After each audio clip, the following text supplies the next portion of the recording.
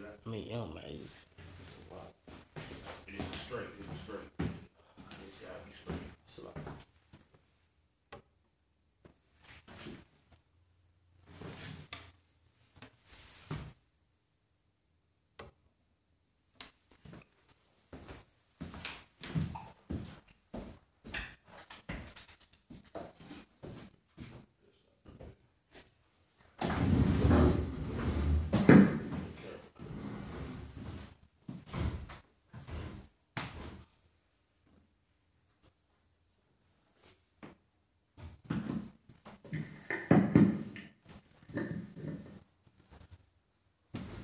Shalom.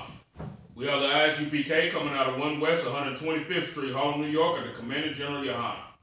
And today's topic is the blessing. There's a lot of talks about the curse, but what we're going to actually go into is the blessing, because this is our array of hope right here. You know, the curses is great to know about, you know what I'm saying? But the blessing is what's going to bring us the hope. Now, let's go to Deuteronomy chapter 28 and verse 1.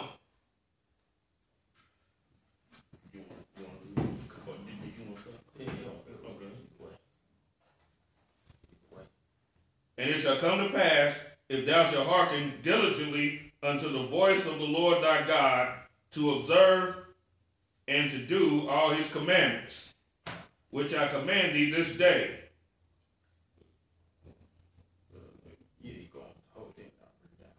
That the Lord thy God will set thee on high above all nations of the earth. Above what? Above all nations of the earth. Above all nations on the earth.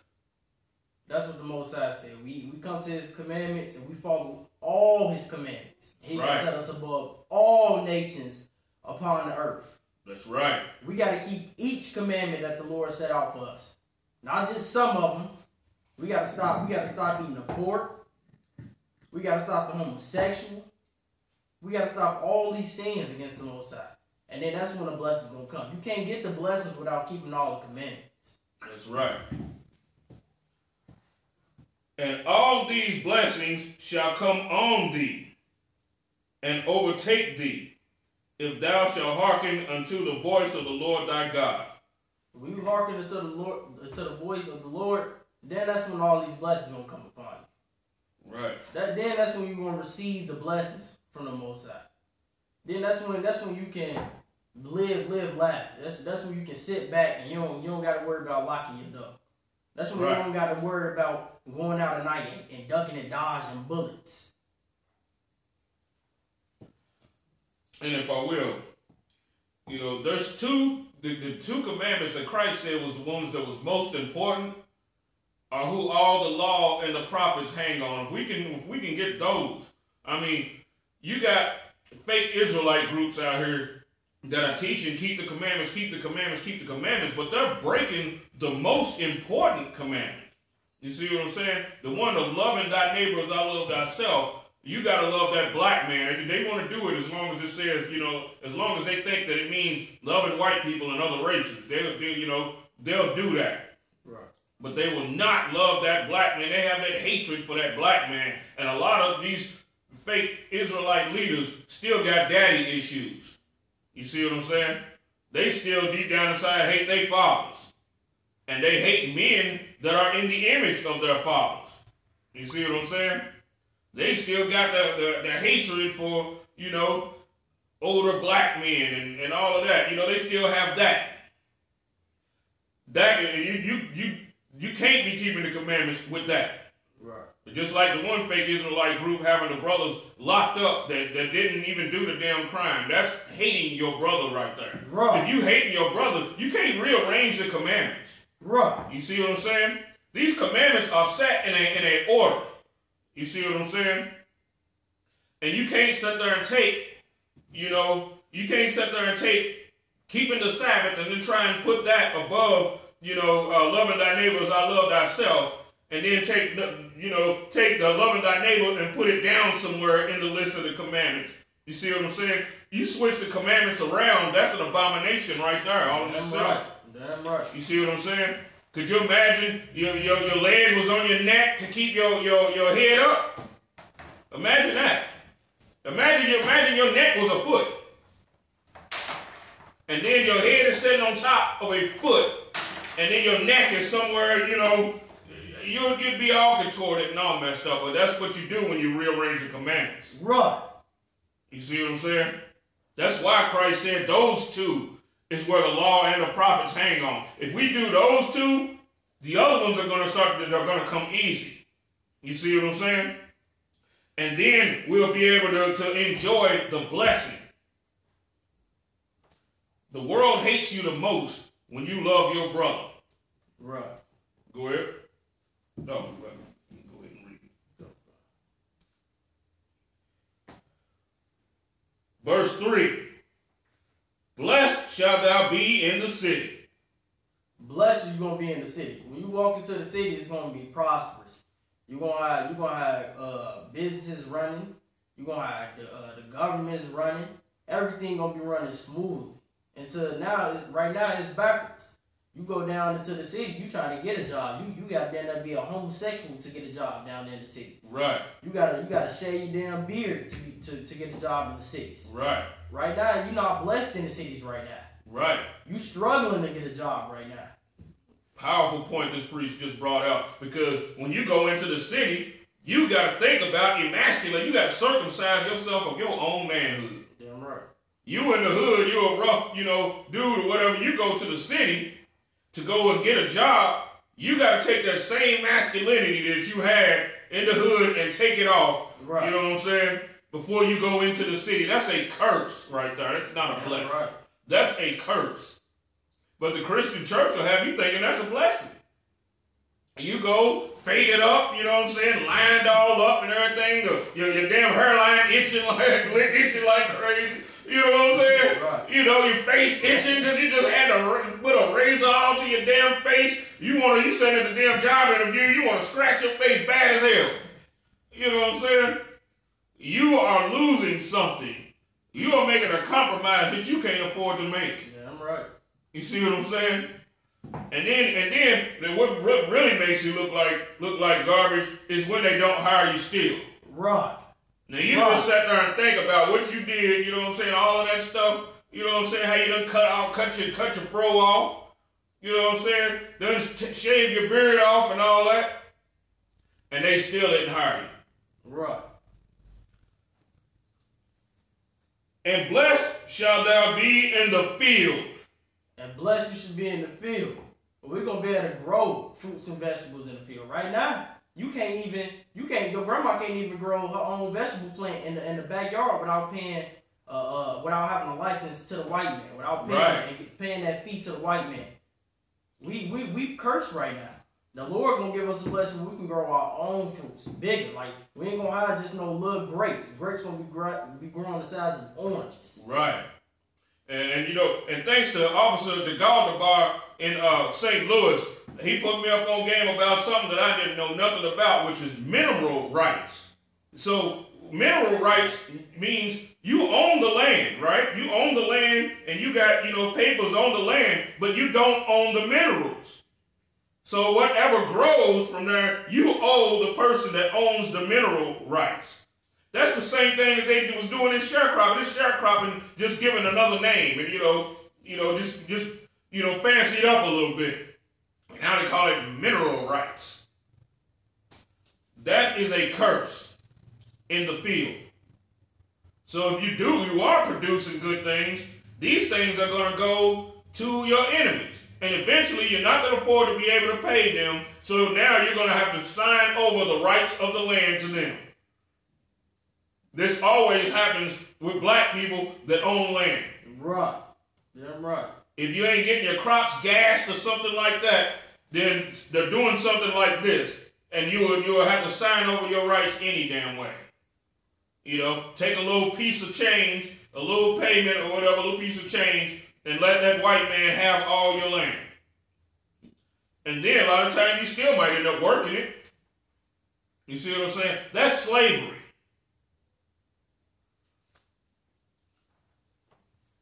Blessed shall be the fruit of thy body. Blessed be the fruit of thy body. Right now, it's going to be a blessing to have many children, to have many kids, to be fruitful. Right now, it's a curse. You have a child right now. That's the worst thing you can do. And the black community, that's why the abortion rate with black women is high above all other nations. Nobody abort their babies like black women do. Because right now it's a curse to have kids. You can't just have a kid at 21 right now, because the black woman gonna tell you that she needs to prosper in her career over her child. Right. So she gonna go to that abortion clinic and get rid of that baby. When the Lord said He gonna give us, it's gonna be a blessing for us to have many children. Right. That's right. You know, and what they doing, they cutting off the prophets from coming. That's actually what they doing. Right. You see what I'm saying? Yeah, and that's why the devil made a law to where you don't even need to have the parent. A young girl don't need to have the parents' consent to have an abortion. She can go and murder her child without them even knowing anything about it. Damn right. You see what I'm saying? And against what, the father of the child say or any of that. She can just go right on down there for the devil to go ahead and kill her child. Right. You see what I'm saying? Now argue with me again and say the white man ain't the devil. Right. Argue with me some more on that. That's it. We keep proving that he is. That's it. And the fruit of thy ground and the fruit of thy cattle. The fruit of thy cattle. Well, we're going to have animals out there on the farmland with big grassland and just a cow filled with steak. You see how big them cows get. We're going to have cows filled ready to cut that cow open and make a steak. That's right. And not only that, but the milk that's going to be produced from that cow, we're not going to be like the white man, because the white man is such a lusty animal. You see what I'm saying? The white man will sit there and milk the damn cow until his damn udders bleed. Right. You see what I'm saying? That's why they have to put chemicals in all the damn milk to get rid of the blood. Right. You see what I'm saying? The white man is the damn devil. Damn right. And see, and that's another reason why you make cheese out of the same damn milk and it don't even have the nutrients that it's supposed to have in it. Right. Cheese, back in the day, you could live on cheese and milk and bread. You know what I'm saying? You can't do that now. You mess around and take off running and snap a bone. Right. You can't do that now at all. But you know what? In the kingdom, we are going to be able to do this, because for one thing, we're going to be kind to our beasts. And when you're kind to your animals, they produce what they're supposed to produce more. Right. You see what I'm saying? The white man put the cows and everything in prison. You see what I'm saying? He oppressed every damn thing. He oppressed all the animals. You know what I'm saying? People. Right. The white man is just he's the devil. He's an animal. That's it. You see what I'm saying? The white man, his lust is the reason why there's global famine. The increase of thy kind and the flocks of thy sheep. And the flocks of thy sheep. But we better cut the skin off the sheep and put it down as a rug. Put it on our coats. But we gonna better use the sheep for different things. Right now, and what we living in this hell that we living in, we can't do that with the sheep. We can't go out there and get the cattle, can't get the sheep. It ain't many flocks. We don't got our own land. We can't do that right now. But when the blessings come, we're gonna be able to have our own cattle and our own sheep, and better do what we want to with these animals, and we're gonna do it righteously. They gonna increase. And not only that, our animals are gonna be bigger and stronger and meatier than everybody else's. You see what I'm saying? They're gonna be wondering, what the hell are we doing? Because we the people that's blessed with the ability. Right. But right now, under the curse, our blessing in the ability goes and feeds everybody else. The whole global economy is established on it. You see what I'm saying? But under the blessing, everything reverses. You see what I'm saying? Everything reverses, and we will be established on the world. That's the blessing right there. Everything will be coming up. Right now, what's produced out of the nation of Israel goes to and feeds everybody else. Everybody else's lust. But under the blessing, everybody's going to be coming. This stuff is going to be bringing that stuff to us. Just like it was with King Solomon. And you had kings that come from all over the earth. Right. And they hated King Solomon because they had to come to him for wisdom. They couldn't stand him. Israelite man of the tribe of Judah. You know what I'm saying? God. They had to come to a Negro. You see what I'm saying? They had to come to him and get the knowledge. And they brought lavish gifts on top of that. They brought lavish gifts. You see what I'm saying? And think about it. King Solomon, you know, being a black man of the tribe of Judah, even when Queen of Sheba came to see King Solomon, she still came inside her pride. You see what I'm saying? She came inside of her pride because it's a natural inclination. They have a natural inclination to hate us. All right. You see what I'm saying? Yeah, right. So it really pisses them off that they would actually have to come to us for anything, to be honest with you. They need us for anything. That's one of the reasons why, another reason why they hate us right now, because they need us to fuel their economy. Right. You see what I'm saying? Right. They hate us for that. That's the reason why they hate Mexicans. They hate Mexicans because the Mexicans come and work and produce for them, and they need them for that. Even though they hate them so badly, they want to deport them, they want to put them in prisons, and they want to do all that. But it just eats away of the fact that they need them. You see what I'm saying? They're just like a person need food. Right. And they hate you even more for that. Yeah, right. And if black people, we think that we should be loved for it. You see what I'm saying? Mm-hmm. We hate the white man because we got to go to the white man for jobs. Here in the Isupk, we do. You see what I'm saying? But other blacks will sit there and tell you that you should love them because you have to go to them for a job. That's the direct damn opposite. Mm-hmm. You see what I'm saying? Yeah. That's the opposite of what you're supposed to do. They created a situation to where you would have to need them so that they could oppress you. So you should rightfully hate them. It's right to hate them. You see what I'm saying? It's right to hate the people that you have to go to for this, just like it was right for the damn the founding fathers of America to hate Britain. Right. You know what I'm saying? Right. Because they needed them for something. It was right for them to hate them. They didn't, and the British were oppressing them. Mm-hmm. You see what I'm saying? Right. It wasn't, you know, they weren't supposed to love them because of that. But see, we can understand things like that. Black people, we understand white people's pain and why they would have a gripe about anything. We understand that. Mm-hmm. But when it comes to our own, we have no understanding at all. That's it. You see what I'm saying? No empathy, no compassion, right. None of that. Right. You know, we just totally take on white people's mind. That's it. Let's go some more into the scriptures. Verse 5. Blessed shall be thy basket and thy store. The basket and thy store.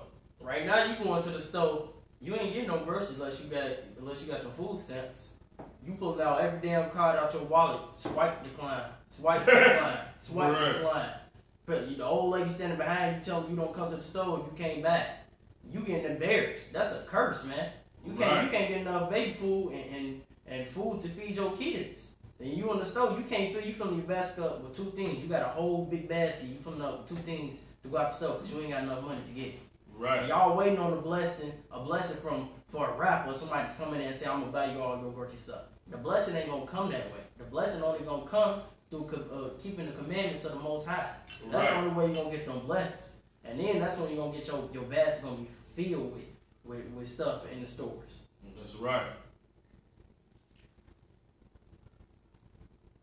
You know, it's right for the compassionate to rule the earth.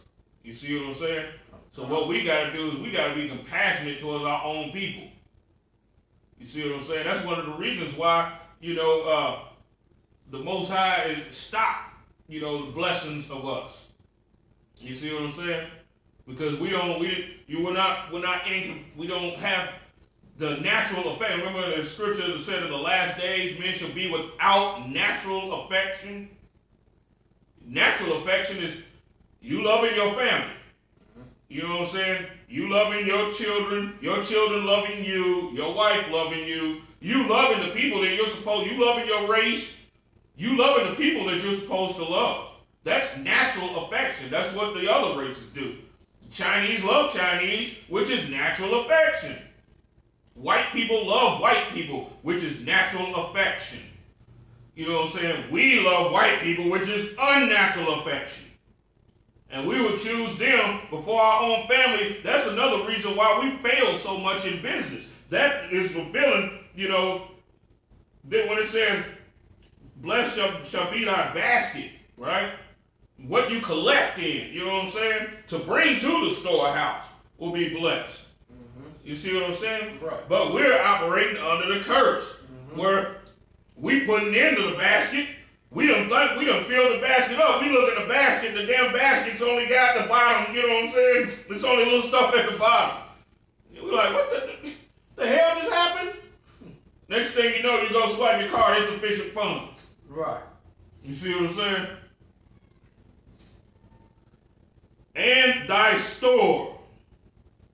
Where you store your stuff. Your bank account. You see what I'm saying? Your bank account is even cursed. Yeah. But when we keep the commandments, toply those two who all the law and the prophets hang on. Then we'll have a blessed basket and a blessed store. Go ahead. No, read. Break down verse 6. All right. You want me to break it down? Yeah, come.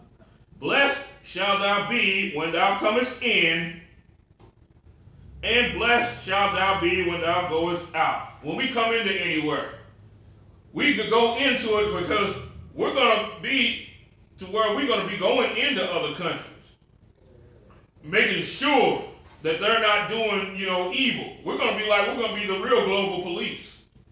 You see what I'm saying? And we'll be coming in, and they'll be in sicknesses and all types of stuff, and we'll tell them how to get themselves out of that situation. And in turn, what are they going to do? Because for one thing, they're going to be afraid when we first come in. When we first come in there, they go, oh man, the prophets is here. Wait a minute, hold on. Let's start to put some things away. Let's start to, take that idol and bury that. You know what I'm saying? Get that out the damn way. You know what I'm saying? So when we come through and everything, now they, and they're going to be so damn happy to see us leaving. They're going to be so damn happy to see us leaving. Here, take this with you. Take that. Take all of this. Please just don't come back to like next year sometime or something like that. Take all of this with you. Just like what happened during the time of Abraham, when Abraham went to stay with Abimelech in Egypt, and then he seen Abraham leave, and the Lord told him, he was like, hey, you done sat there, you done messed up. You know what I'm saying? That man, you got the wife of a prophet. And he was so damn afraid, you know what I'm saying? So when Abraham was leaving, he's like, here, take all of this with you. Take this. Please just don't come back in here. You know what I'm saying? That's what it talks about, blessed coming in and blessed going out. You see what I'm saying? Because when we going in, they're going to want to make sure that we're comfortable. Right. Even though they in fear like I don't know what, they're going to want to make sure that we all right. We ain't in need for anything. That's the blessing coming in. You see what I'm saying? And when we leave, they're going to be happy to see us go. You know what I'm saying? And they're going to be giving us stuff then, gifts to take with us. Blessed going out. So if I go in on that. Go ahead. It's the same thing like the white man in his kingdom and his heaven right now. When we at the job and we doing our thing at the job and the supervisor come around and then we trying to straighten up and fix everything for the supervisor to say something, we can't wait for the supervisors to leave right back out that room. Right. Yeah, exactly. We sure can't wait for him to leave. You know?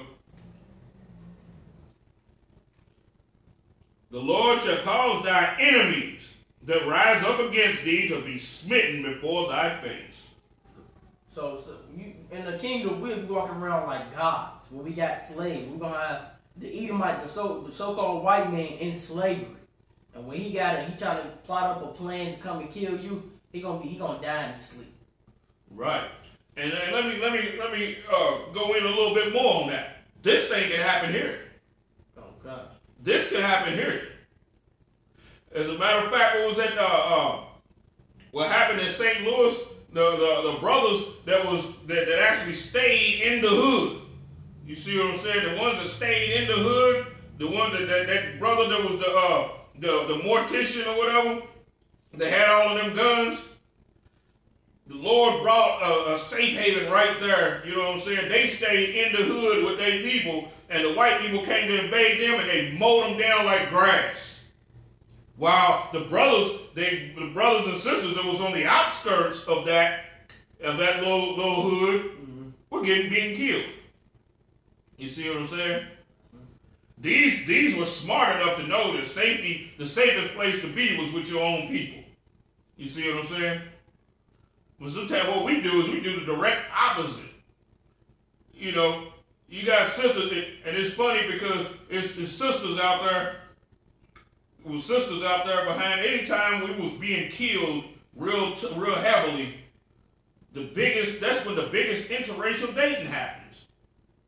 And then somebody said to me one time, well, they was doing it for safety. What? What type of sense does that make? That sounds extremely stupid. Well, that's like, let me hop in the lion's den because lions is out there killing niggas. Right. What the hell? Right. You know what I'm saying? That don't make no sense. You know what I'm saying? It would make sense to get the hell away from all the lions. You know what I'm saying? That would make sense. Right. But he's like, let me hop in the den right quick. We get into the lion's den because they killing the lions, tearing niggas up out there. You gonna go out there and they gonna tear your behind up. It ain't gonna be a damn thing left of you. Damn right. You know what I'm saying? And the Bible also says, get thee away from a man that has power to kill. That's common sense. You know what I'm saying?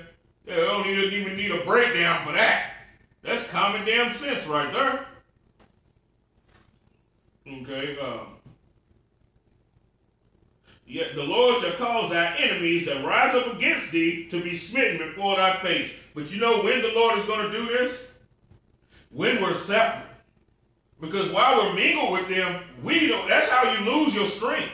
Right. You see what I'm saying? Yeah, right. You lose your strength by being mingled with them. You see what I'm saying? Being in relationships with all of them. That's how Samson lost his strength.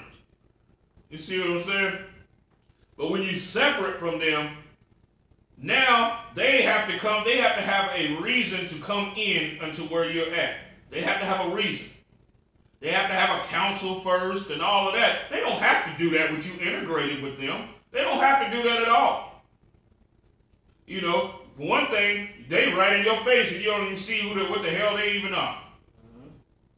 So integration got you mowed down by the damn police. Right. Every damn year. Every week there's another brother getting dropped some damn where. Damn right. You see what I'm saying? Right. Another brother getting killed. Right. And then, you know, we believe integration is a good thing. That stuff happened way less when we were segregated. You see what I'm saying? They had to have a reason to come into your neighborhoods. You're supposed to be the law inside your own neighborhood. You see what I'm saying? The police ain't going through Chinatown and slamming Chinese.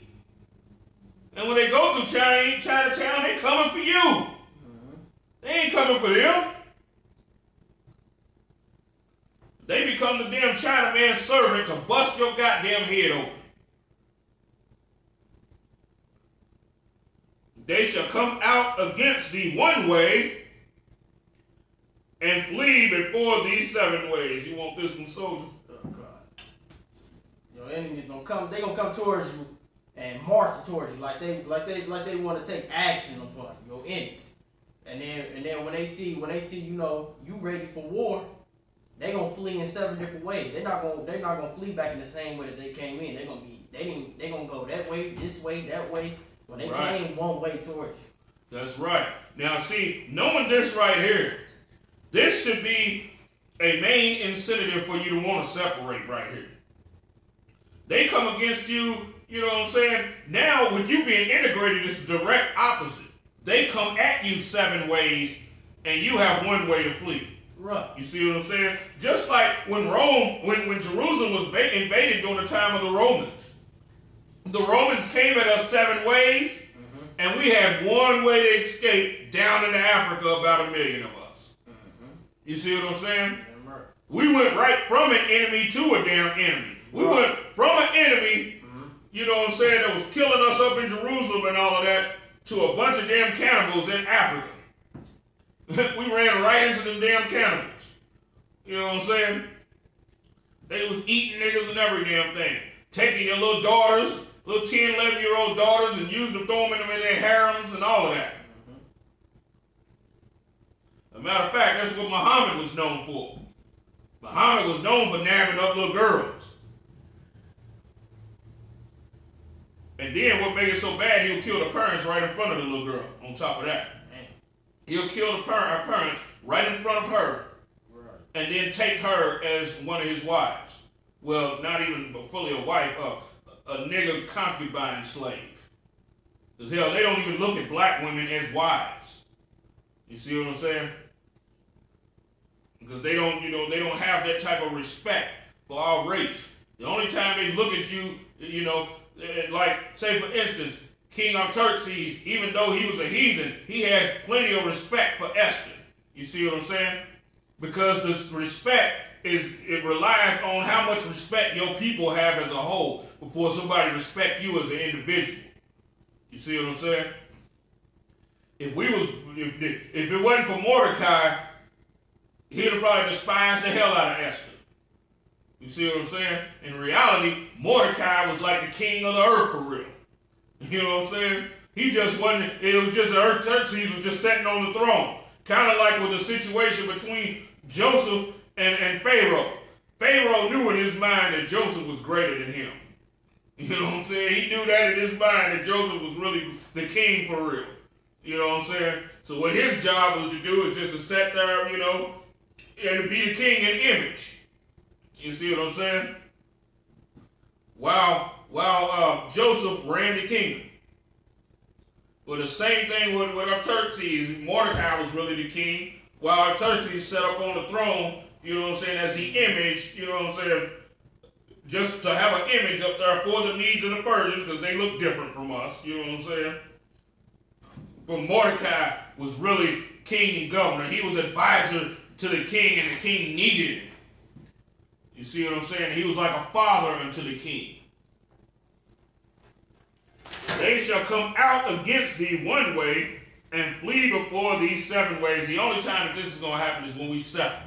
Yeah, right. You see what I'm saying? Yeah. When we separate, you're going to have people that's going to be about, you know what I'm saying? Okay, he's going to come, this group want to come in, that group want to come in, you know what I'm saying? The IRS, the CIA, and all of them want to come in once we separate. Right? And we pray unto the Most High. This is where prayer is really important right here also. You see what I'm saying? Because if we ain't really pouring out to the Most High, you just might let them go ahead and come on in. Right. You see what I'm saying? That's why we would have, a time where everybody would just shut everything down. And that would be the decree of the judges and rulers. Shut everything down. You know what I'm saying? Everybody fast. You know what I'm saying? And then next thing you know, the Most High will move up on our behalf, and they'll come up against us 7 ways, and the Most High will cause a thunder or something, boom! And everybody just scatter, you know what I'm saying? And then we'll see that, and we'll get hard. Right. You know what I'm saying? And then we'll come out and then, chop them all in their goddamn back. Mm-hmm. You know what I'm saying? Mm-hmm. While they're trying to get away. That's right. Just like what the Lord did during the time of Samuel. When he sent that thunder against the Philistines, they knew they fucked up. You know what I'm saying? Okay, now, verse 8. And the Lord shall command the blessing upon thee in thy storehouses. In thy storehouses. Just like for instance, with the floods going on in Texas, and then they couldn't get to no Walmarts, they couldn't get to no markets. That's why you got them sheds in the backyard. Like black people got sheds and storage spaces in their houses, but they don't got no food in there. So when the flood come, they can't provide for their family because it wasn't filled with no food. No goods was in there. That's a curse. So in our times with the blessings, our storehouse is gonna be blessed with goods. We're gonna come back to our storehouses and be like, damn, how this get in? I don't even remember putting all this in there. Right. Right. That's how it's gonna be too. Be like, man, I didn't even know what all this. You know what I'm saying? I didn't even know it. I didn't even put this much in here. How did this get here? Everybody was scratching their head. I don't know. It must be the Lord. You know what I'm saying? That's the only conclusion you're gonna be able to come up with. Right. You know what I'm saying? Like, man, this is the blessing right here. And also too, the Most High also has a way of preserving, under the blessing of preserving the goods that's in the storehouse. Just like the Most High did for us in the wilderness, you know. And also during the time of, during the time of the Sabbath of the land, you know, when we're not going out and harvesting and picking nothing or anything like that, we had to have food for like 2 years. You see what I'm saying? So what we picked, the Most High had it preserved, which I don't know how this was done, you know, in the natural, the physical, but he had them preserved. To where that we could eat also that year also. You see what I'm saying? We could eat that 8th year. And in all that thou settest thine hand unto, and he shall bless thee in the land which the Lord thy God giveth thee. He's going to bless the land. Man, we're going to have land, glorious, big acres of land. When we came over to America, they said they'd give you a mule and 40 acres. They ain't never happened yet. Right. And in our kingdom, we're going to have land filled with grapes and oranges and apples. Right. And just glorious, just looking wonderful. Right. And then on top of that, they're going to be bigger and more nutritious than every other nations. Right. Right. You know, just like the time when they went into the land of Canaan, and they pulled down a cluster of grapes, and it took 2 men to carry it. It took 2 mighty warriors to carry, on a stick, this one cluster of grapes that they brought back. Now, that means the grapes had to be the damn size of soccer balls. You know what I'm saying? If it took 2 mighty men, you know the dudes are strong as hell. You know what I'm saying? And it took 2 of them on a damn staff just to carry it. Yeah. You know what I'm saying?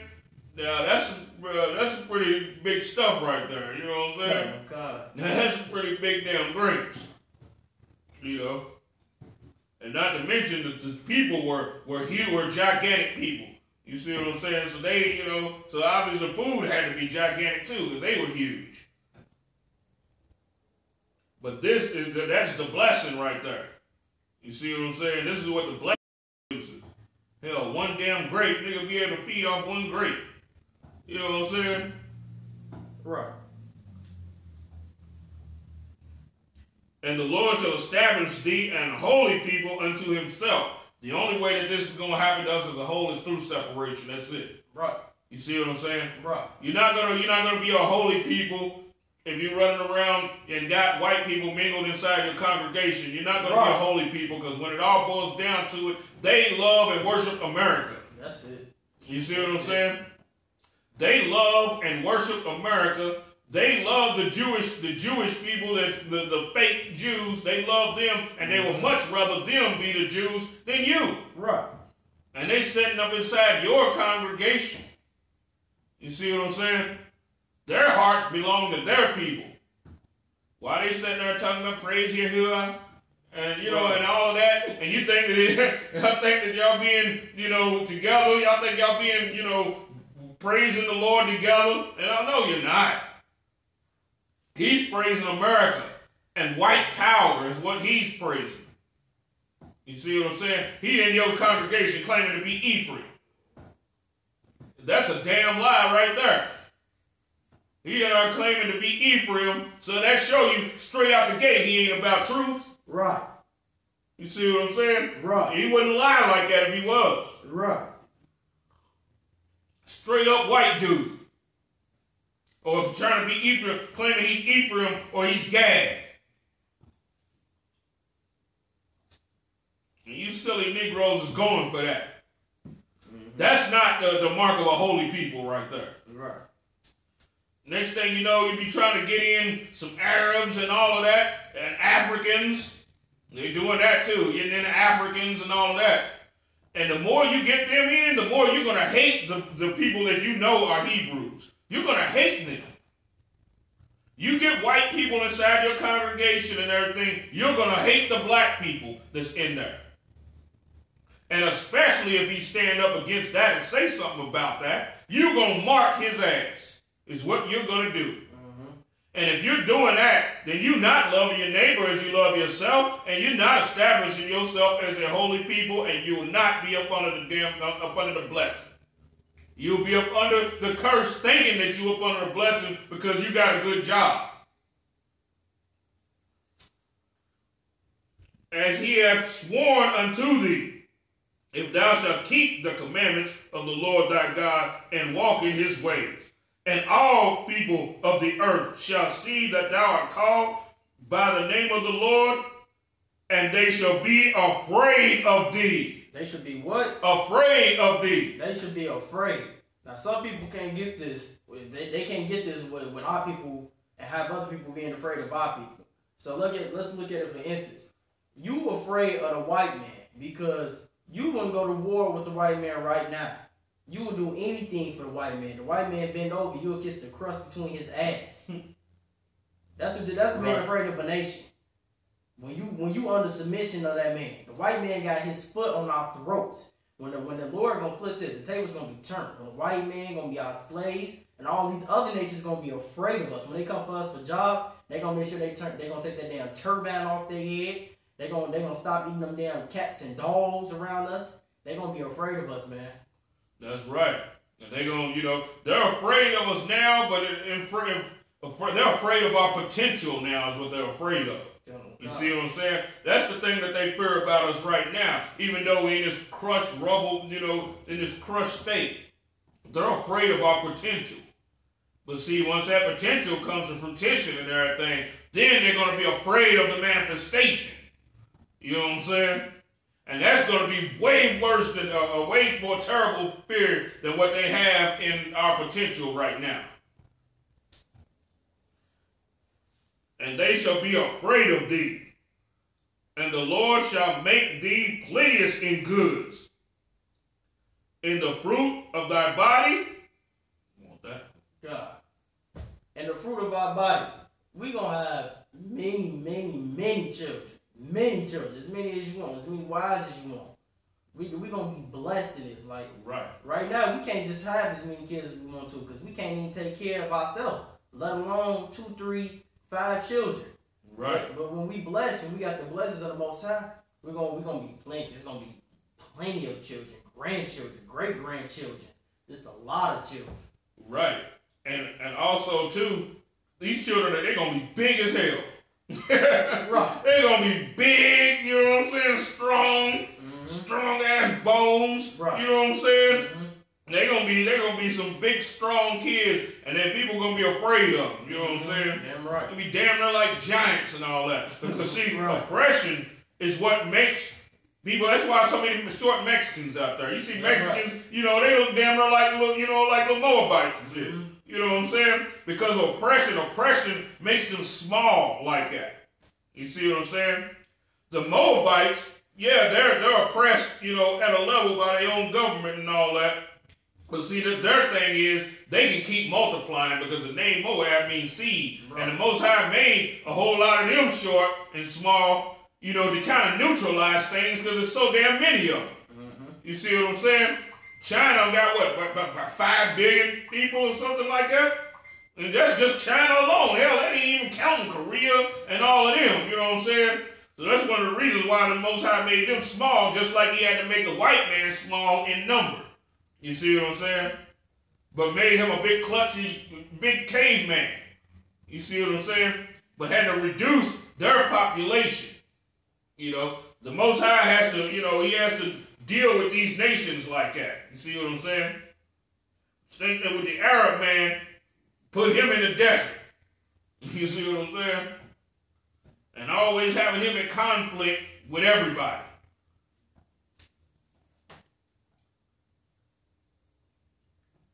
And in the fruit of thy cattle, and in the fruit of thy ground, in the land.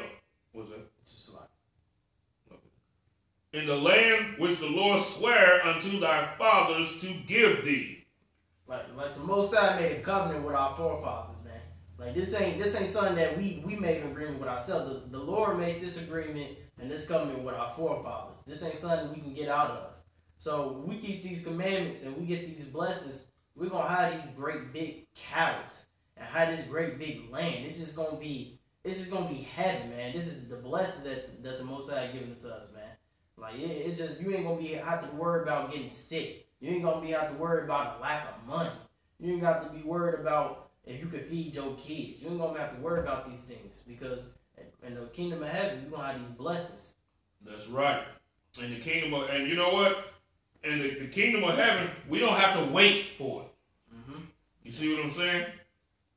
All we have to do is decide that we want it. Right.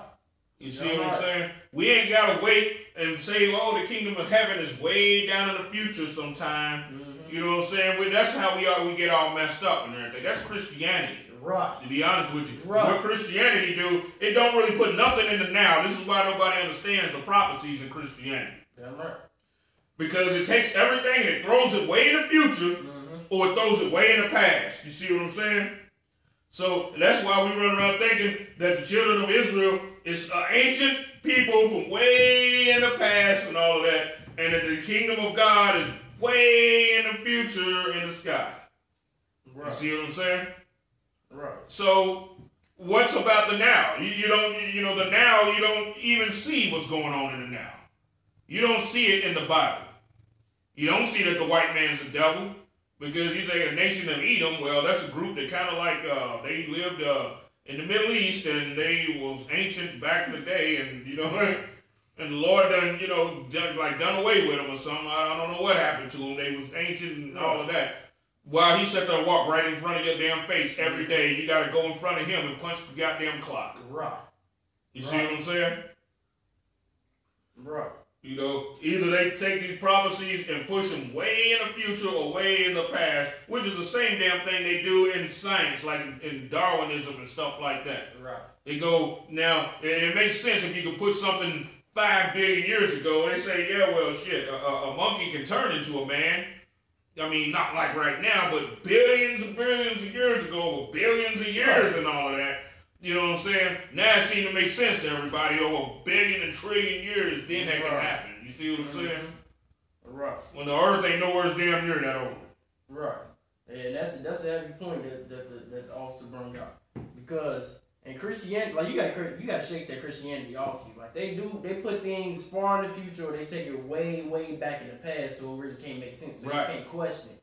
Like they'll tell you, for you to get the kingdom and the blessings, you gotta die, and then you're gonna float up into this white cloudy spot, and you got everything white, and you just live. That ain't the kingdom of heaven, man. Right. Heaven is a condition in on earth. Just like a white man got his kingdom and his heaven, and we in hell right now. That's what it is. Christianity gonna mess this up. You ain't gonna be able to get this, and you trying to think with a Christian mind. You gotta shake that Christianity off you. Right. And you know what? And see, also too, man, there's heavy points that the officer's bringing out. Because see, the white man, his natural job is to stop the kingdom of heaven from coming. Mm-hmm. You see what I'm saying? The white man, this is the reason why you'll see on the news a black man helping a white person, and they make it like he's this great, right. He's big him up, make him this great little hero or whatever. Right. But when that black girl, don't forget this story, when that little black girl who had asthma, and her friend had asthma too, her black friend had asthma, and she let her use her inhaler. All hell broke loose, but they expelled both them little girls. You know why? Because they're to stop the kingdom from coming, because the kingdom starts to come when you love your neighbor as you love yourself, which is another black, Hispanic, or Native Indian. They saw glimpses of the kingdom coming, and they rose against it to stop it. Right. You see what I'm saying? The white man is the devil. You got all these silly niggas running around talking about Esau is the Arabs. Esau is the Arabs. Come on, man. That's stupid as hell. They trying to stop the kingdom of God from coming too. Right. Because part of understanding, understanding the kingdom of God is understanding who is in direct opposition to it. Right. which is the damn white man who is the devil, according to the Bible, who is the nation of Edom. Damn right. It's funny because back in the day, everybody knew that the damn Arabs was Ishmael. And since the white man has done intensified his beef with the Arabs, now, and he has to justify it, right? He has to justify it, according to the Bible. So now he say the Palestinians is Amalek and the Arabs is Edom. Taking the camera off himself. You see what I'm saying? As being Amalek and Edom his damn self. And his Christian Israelite Negroes is following right behind him. Master said, just because they put it in a damn dictionary. They put it in the new dictionary, which they change every other year. Right. You know what I'm saying? They change it every damn other year, and they put it this time, they put Esau as the Arabs and shit, and niggas just grab it. Master said Esau's an Arab. So they run with that and start teaching it. Don't have no biblical proof. They them same niggas can't even prove to you what tribe they are either, on top of that. They can't even prove that they're the tribe of Judah. I was debating with this one dude, and the dude said, and I asked him, I'm like, because he tried to say, he was pushing that Esau, the Arab doctrine. I asked him, what tribe was he? He said, I think Judah.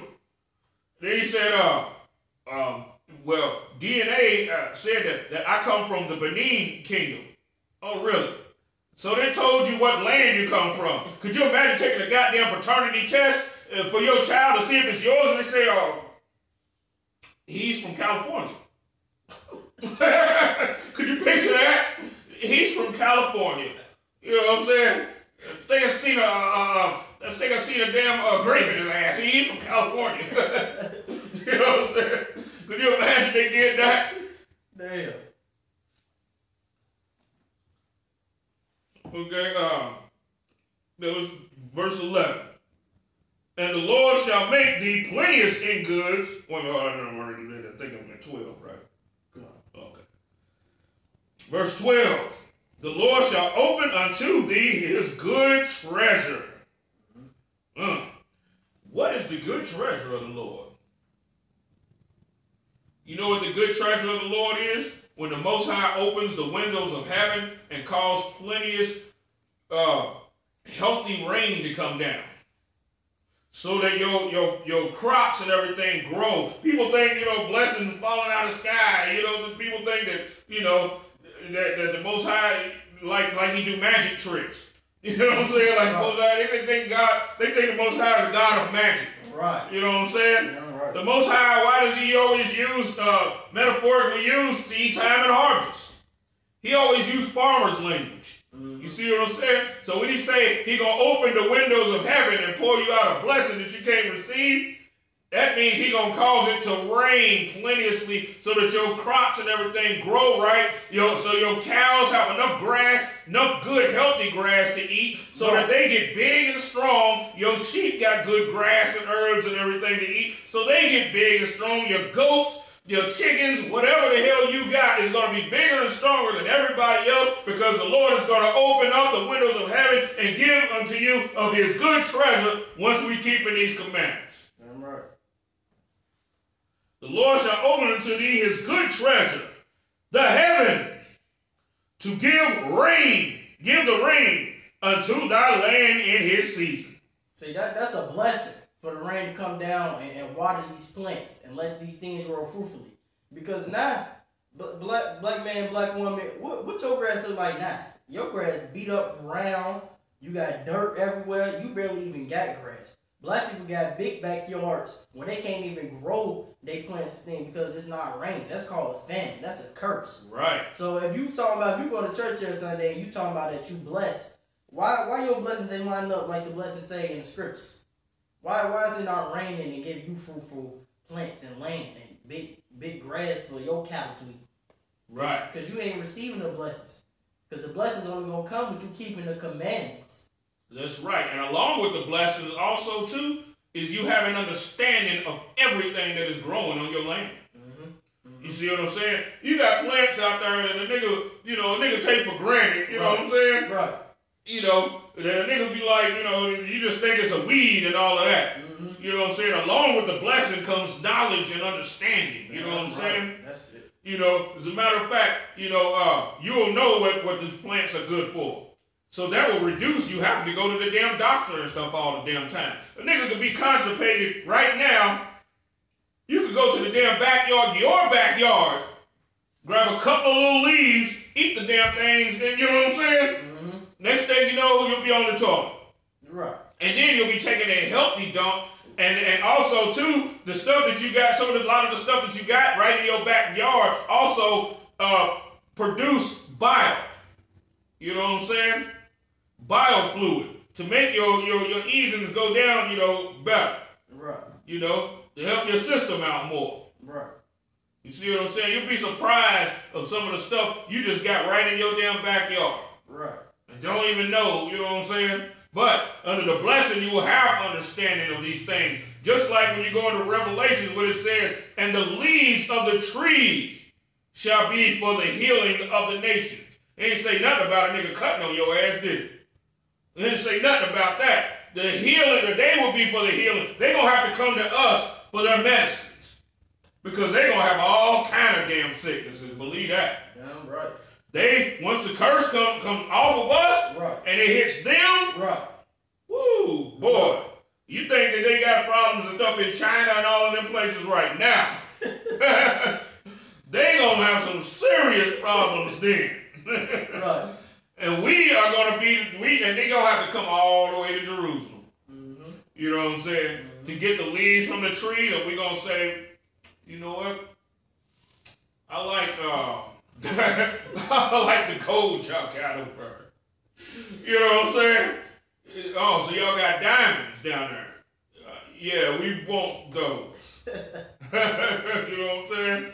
You run across the Isupk like, oh, y'all got camels and stuff. Oh, y'all got horses and all that. Oh, for real?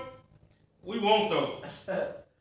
And they ain't going to be able to go to war with us against them either. Because we're going to be such fierce fighters in those days. Right. You know what I'm saying? Right. Because we're going to be in our spirit. I mean, hell, we dominate sports right now that imitates war. Imagine how it's going to be when we under the blessing. Mm-hmm. You know what I'm saying? Mm-hmm.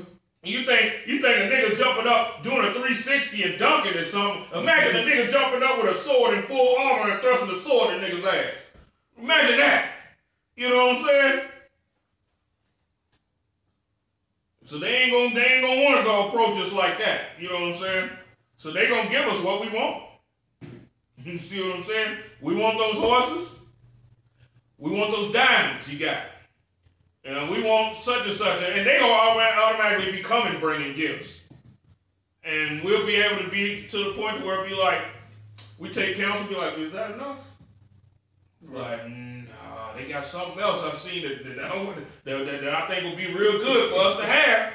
Oh, it's like, oh, what's that, officer? They have such and such over there. Okay, we want that. We want that. Right. And we want some rice farmers. Right. You know what I'm saying? Right. We want some of them rice farmers because, you know, and to plant beans and everything for us, you know what I'm saying? Mm-hmm. We want that too. We want some damn laborers, you know what I'm saying? We want them damn Zidonians, you know what I'm saying? We want them to sit there and chop up our wood and bring us more trees, to bring us this, bring us that. That's how it's going to be up under the blessing. We'll be able to tell people what we want instead of begging for what we want. Right. We'll be able to demand what we want. And if they don't give it to us, the Most High might just send an army against them, heathens. It probably won't even be us. Right. Send a fire, just like what the Lord's doing right now. Mm-hmm. Or send, a famine. Right. And then they'll have a double damn problem because they'll have that sickness and a famine to worry about too. So they're like, man, what the hell y'all want, man? What y'all want? Mm-hmm. You see what I'm saying? That's the blessing. This is the blessing right there. When you can tell people what to do. Instead of going out and begging and doing what you can to get degrees and everything for a job and all of that, and begging and cutting your hair off and, shaving your beard all the way down and all of that to the skin to where your damn face is bleeding on the job. You know what I'm saying? You won't have to do any of that garbage. They'll be trying to imitate you. Right. China man see you with a beard. Mm-hmm. He gonna want one. Mm-hmm. You know what I'm saying? Yeah, right. They see you with an afro, hell, they gonna be running around trying to curl up their damn hair, trying to have a fro. You know what I'm saying? They gonna be doing all of that. Africans gonna try and grow hair the way they ain't got the little pop rocks on their head. They just gonna be trying to grow their damn hair out, trying to imitate one of us. Mm-hmm. Okay, let me get to the second half of this. Okay. And to bless thee in all the work of thy hands. Okay. We done the work of thy hands? Can you get that? Yeah, kind of want to read. Yeah. And you want to read from. No, I want to do it. Break that down. Oh, so like that. I thought you were going to break it down. Okay. And to bless thee in all the work of thy hands. All the work of our hands will consist of any labor that we do. Like we will also be the most skilled laborers it is out there. We'll have everything. To be honest with you, we'll have every damn thing. You know what I'm saying? We'll be the best laborers. You know what I'm saying? We'll be the best of not only the best laborers, the best scholars, the best doctors, and the stuff will profit us. You see what I'm saying? And our children will be rich off of it. Mm-hmm. You see what I'm saying? I mean, the normal brother that's not, you know, an officer or anything, or a trooper or anything like that. This brother, you know, he's skilled with whatever the hell. He's skilled with stones. Mm-hmm. He will be, you know what I'm saying? This dude will be a chief stone maker. And his precision on them stones will be so precise, and he won't even need rulers and tools to even do it on top of that. You see what I'm saying? Because with the blessing, a lot of the time we didn't even need certain things. The places we was taken from in slavery, they found coins there years back. They found coins there that were so precisely cut that no machine could even do it that precisely. And it was done by Hebrew hands. You see what I'm saying? We came out of Egypt cutting stones perfectly. Mm-hmm. Who were the top stone cutters on the face of the planet, cutting diamonds and all of that? We were. We were the most skilled laborers, the best clothes makers. I mean, nations see us and go like, damn, they got everything. You know what I'm saying? That's how it's gonna be under the blessing. They're gonna be like, man, these dudes, they got it all. They're the smartest, physically the strongest. You know what I'm saying? They'll automatically feel inferior just coming up to us. And the biggest dream of they women is to have a child by Hebrew. But that ain't gonna happen. Mm-hmm. Because we ain't gonna be making no covenants with no other nations. You know what I'm saying? And the thing that they're going to like about their men is how much their men imitate us. That's what's going to make them attractive to their own damn women. You know what I'm saying?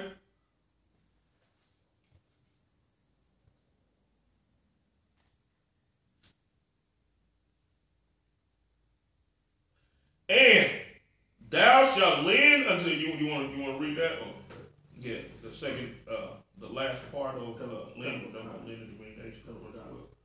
And thou shalt lend unto many nations, and thou shalt not borrow.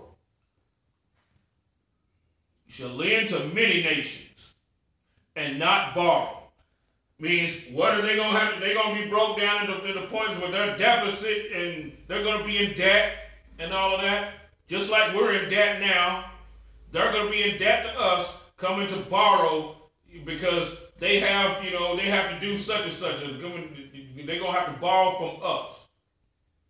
So we will lend to them, but we will not borrow from them. They will, and also too, with us lending to them, that means we will control their government. Mm-hmm. You see what I'm saying? We will be able to say what laws pass. Damn right. That's how the Jewish man, the Amalekite, do it. You see what I'm saying? The Amalekite lends money to nations.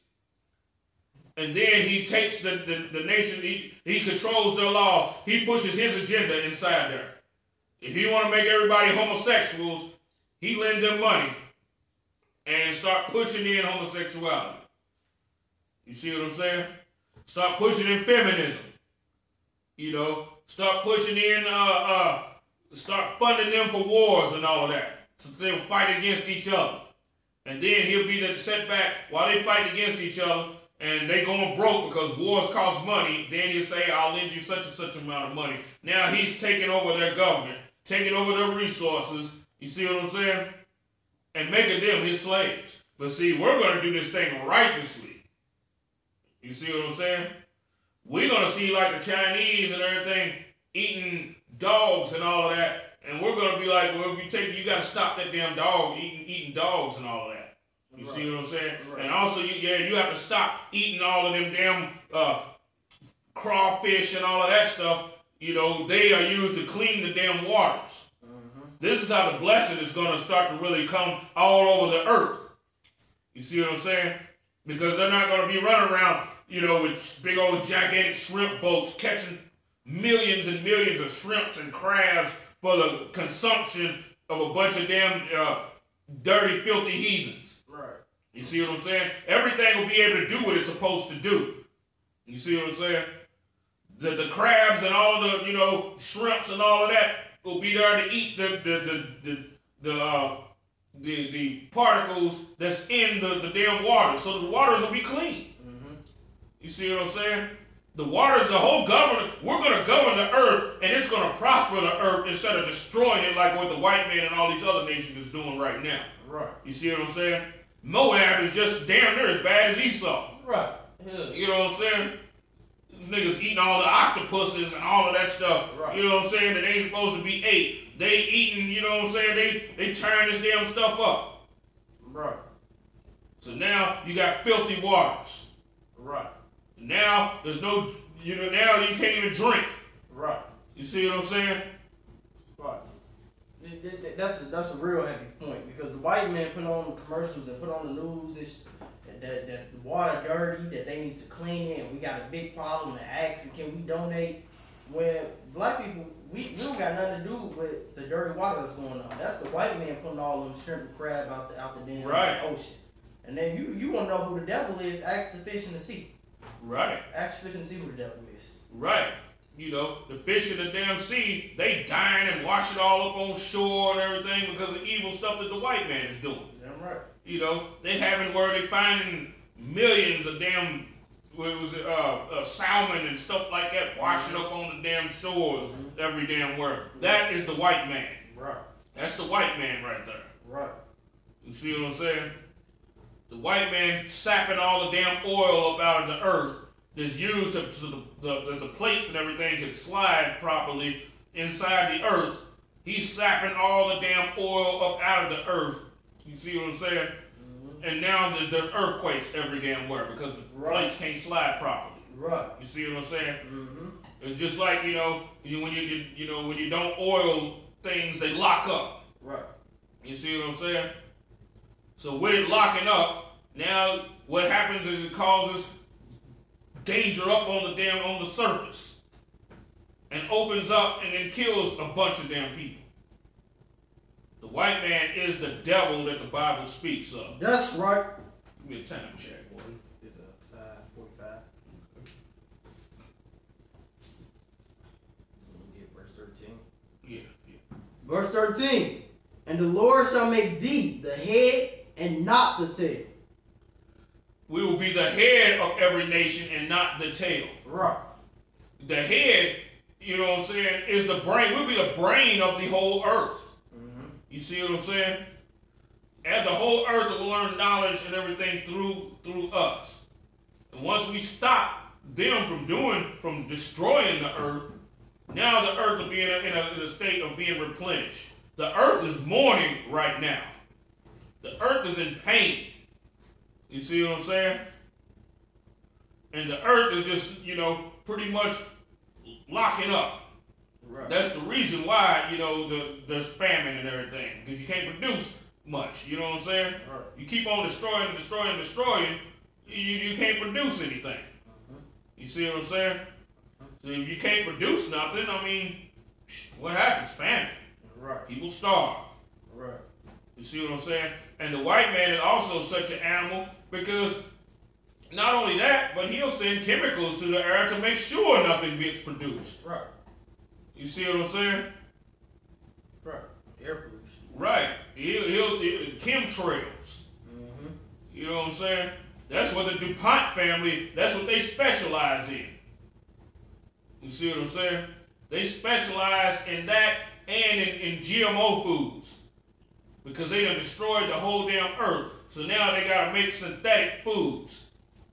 All types of damn synthetic foods and everything. You know, just to, you know, and this stuff don't even have, they got to where they can make cabbage, synthetic cabbage now. God. You heard about that? Yeah, yeah. Synthetic cabbage now. And then you taste the cabbage and it ain't gonna have no taste to it. Just like tomatoes. Tomatoes don't even have the flavor. If you grow them out of the ground, they have plenty of flavor to them. But the stuff that you buy in Kroger's is light red, damn near pink looking. Right. You know what I'm saying? Right. And there's no real flavor to it. The only flavor is in the damn texture of the damn tomato. But a tomato is supposed to be full of flavor, and the stuff on the inside of the tomato is supposed to damn look like blood. Be the color of blood. But not with the white man in rulership, not with the white man in power. You see what I'm saying? The white man is the devil that the Bible speaks of. Yeah, I'm right. And he's here to stop the kingdom of heaven and stop the blessing. I'm right. That's what his main cause, his main thing on the earth is to do. I'm right. And that. Okay, and thou shalt be above. And thou shalt be above only, and thou shalt not be beneath. Okay, go ahead, keep going. If that thou hearken unto the commandments of the Lord thy God, which I command this day, to observe and to do them. To observe and to do them, to be diligently reading them and to do them. That's why it's so important to conversate concerning them. You see what I'm saying? That's why it's so good that iron sharpening is so good to do.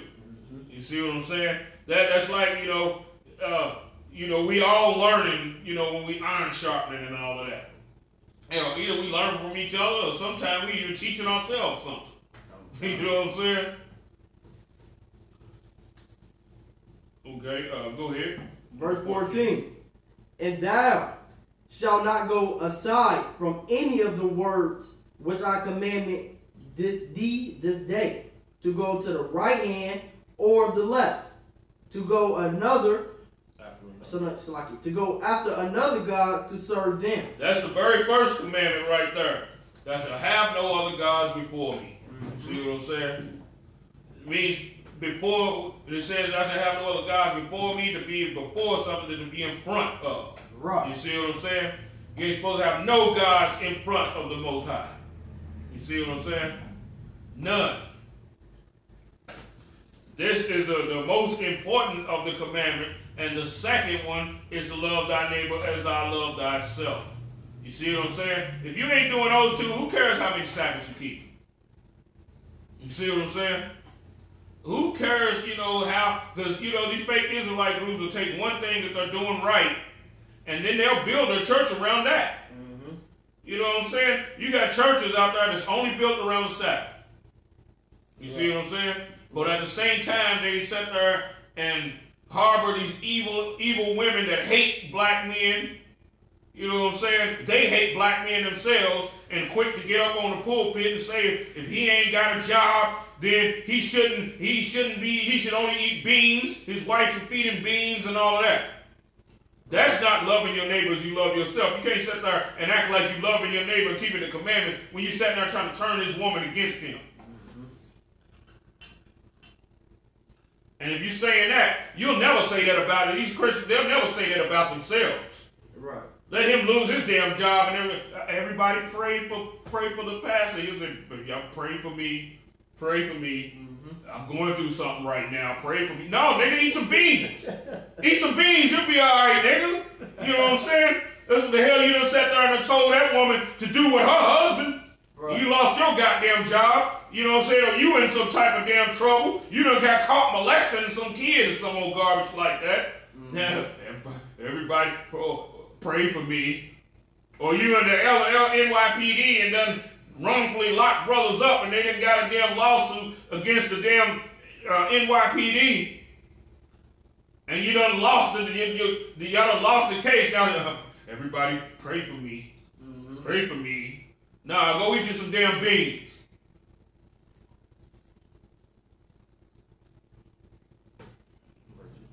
Right. Verse 15. But it shall come to pass, if thou wilt not hearken unto the voice of the Lord thy God, to observe and do all his commandments and all his statutes, which I command this day, that all the curses shall come upon thee and overtake thee. Now, these are the curses right here, but which we already know what the curses are. Now, we're gonna keep going further into the blessing. Let's look at the hope. Let's go to Isaiah chapter 60 and verse 1.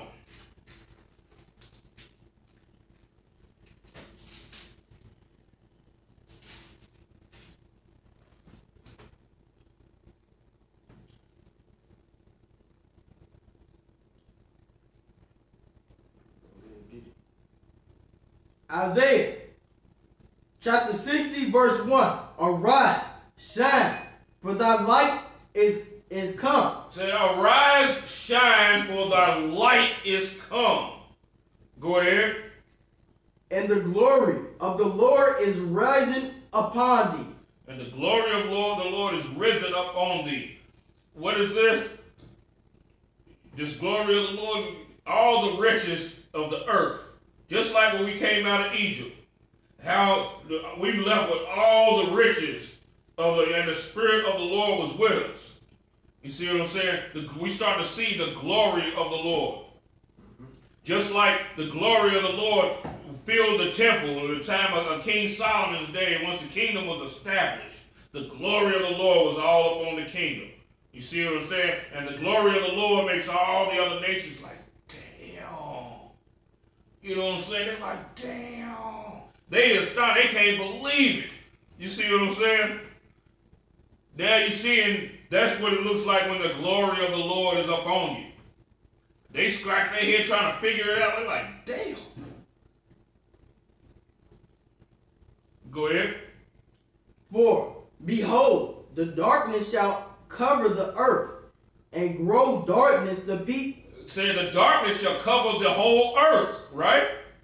What does it mean by the darkness covering the whole earth? It's going to be covering everywhere where Jerusalem is not at. You see what I'm saying? That's where the darkness is going to be covering the earth, because they're going to still be in war. They still going to be doing all of this, doing wickedness to each other, because the curse, like I said before, the curse is going to go from us to them. You see what I'm saying? That's how darkness is going to cover the earth. You see what I'm saying? We're in darkness right now with the Christian church. The Christian church got the whole, every hood in darkness. You see what I'm saying? Well, we can't see. Go ahead. But the Lord shall arise upon thee, and his glory shall be seen upon thee. And his glory is going to be seen upon us. Picture the whole world with darkness. It's looking like Mad Max. One of them futuristic movies, you know what I'm saying? Where, one of them apocalyptic movies and all that. The whole world is looking like that. But at the same time, with us, is glory upon us. Just like in the time of ancient Egypt, when we was in Goshen, living lavishly, stunting, partying. You know what I'm saying? How was the Egyptians? They were all in mourning. They were all in mourning and in sorrow, in thick darkness, to where the lights of the flame wasn't even producing light for them. They was trying to spark fire and couldn't even see nothing but the fear on each other's faces while the fire flickered. Go ahead. And the Gentiles shall come, and the Gentiles shall come to thy light, and thy king to brightness, and thy rising. Okay. And the Gentiles shall come to thy light. Because they ain't going to have a choice. If the earth is in darkness, you go into a dark room and you see a candle, where's everybody? Everybody's going to want to go towards that light. You see what I'm saying? Mm-hmm. You know, just like gnats. You know, them little flies and all that hover around the damn light and all of that. You know what I'm saying? That's how everybody's going to be coming to us. And they're not going to have a choice. You see what I'm saying?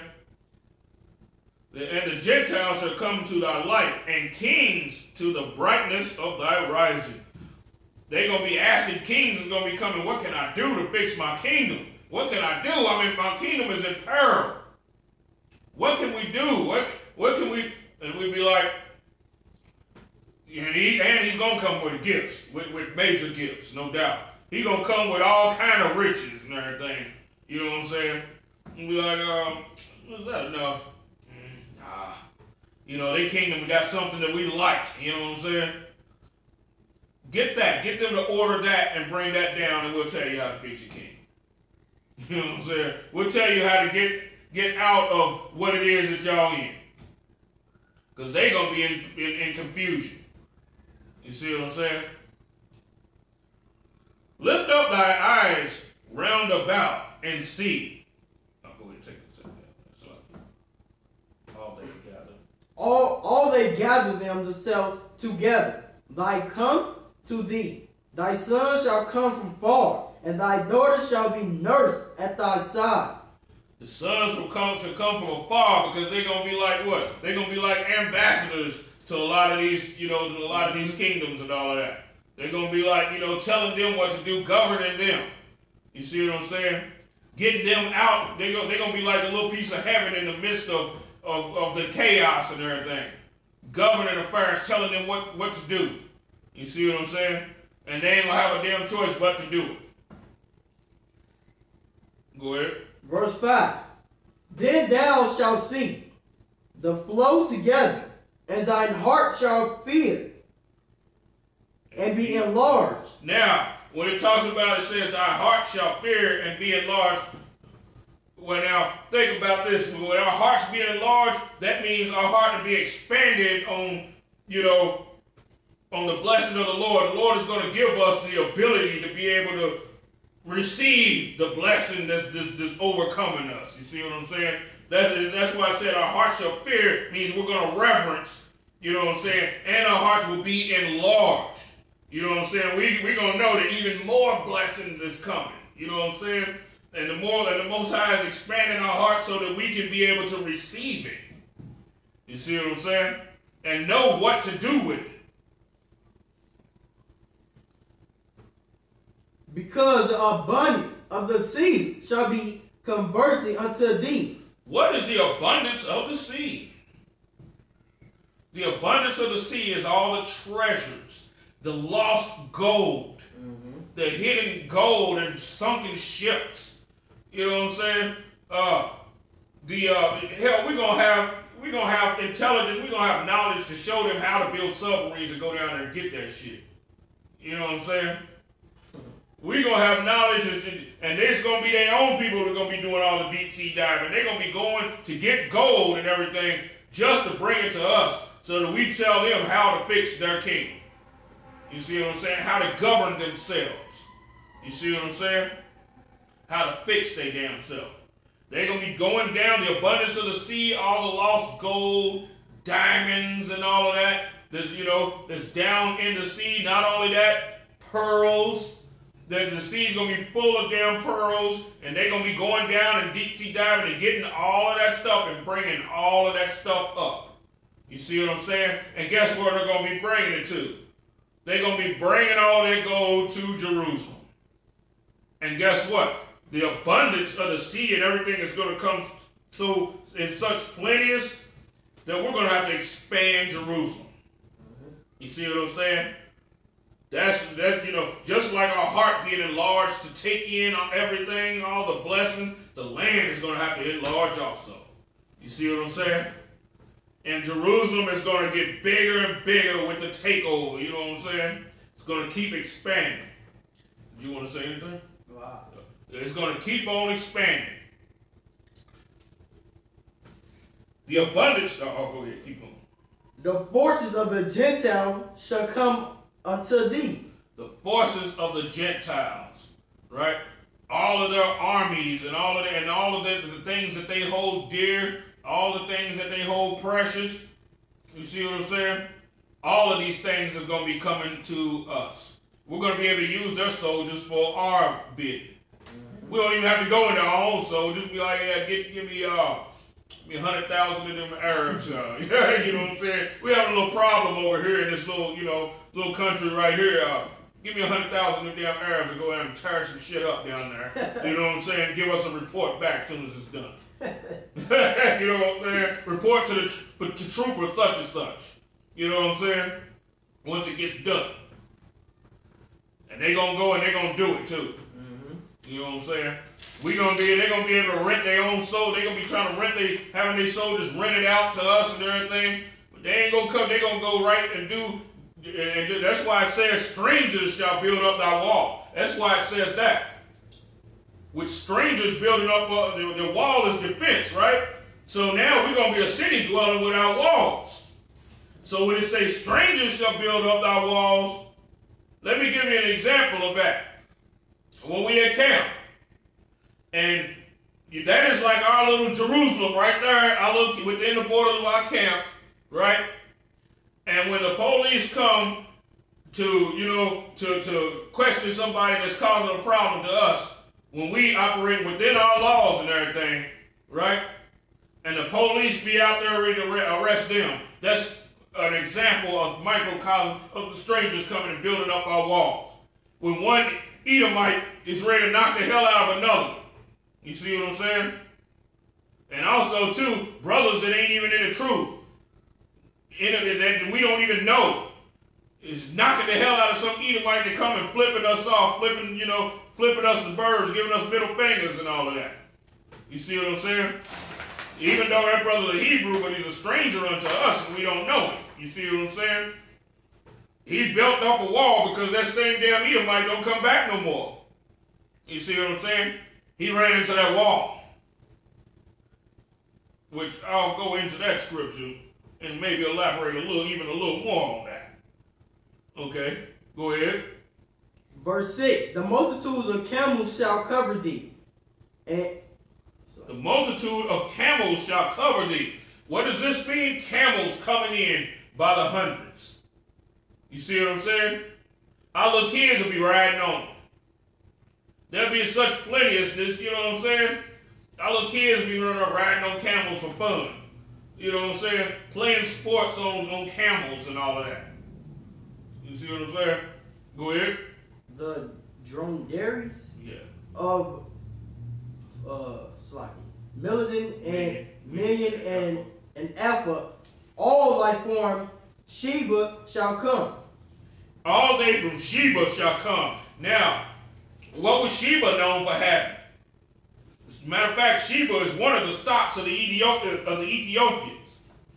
You know, and some of the same stuff that you see them selling here in America, like the incense and oils and things like that. You know what I'm saying? They're good for those things. You see what I'm saying? It says they shall come and bring gold and incense. This is starting to show you who Sheba is today. You know what I'm saying? They are a stock of the Sabaeans.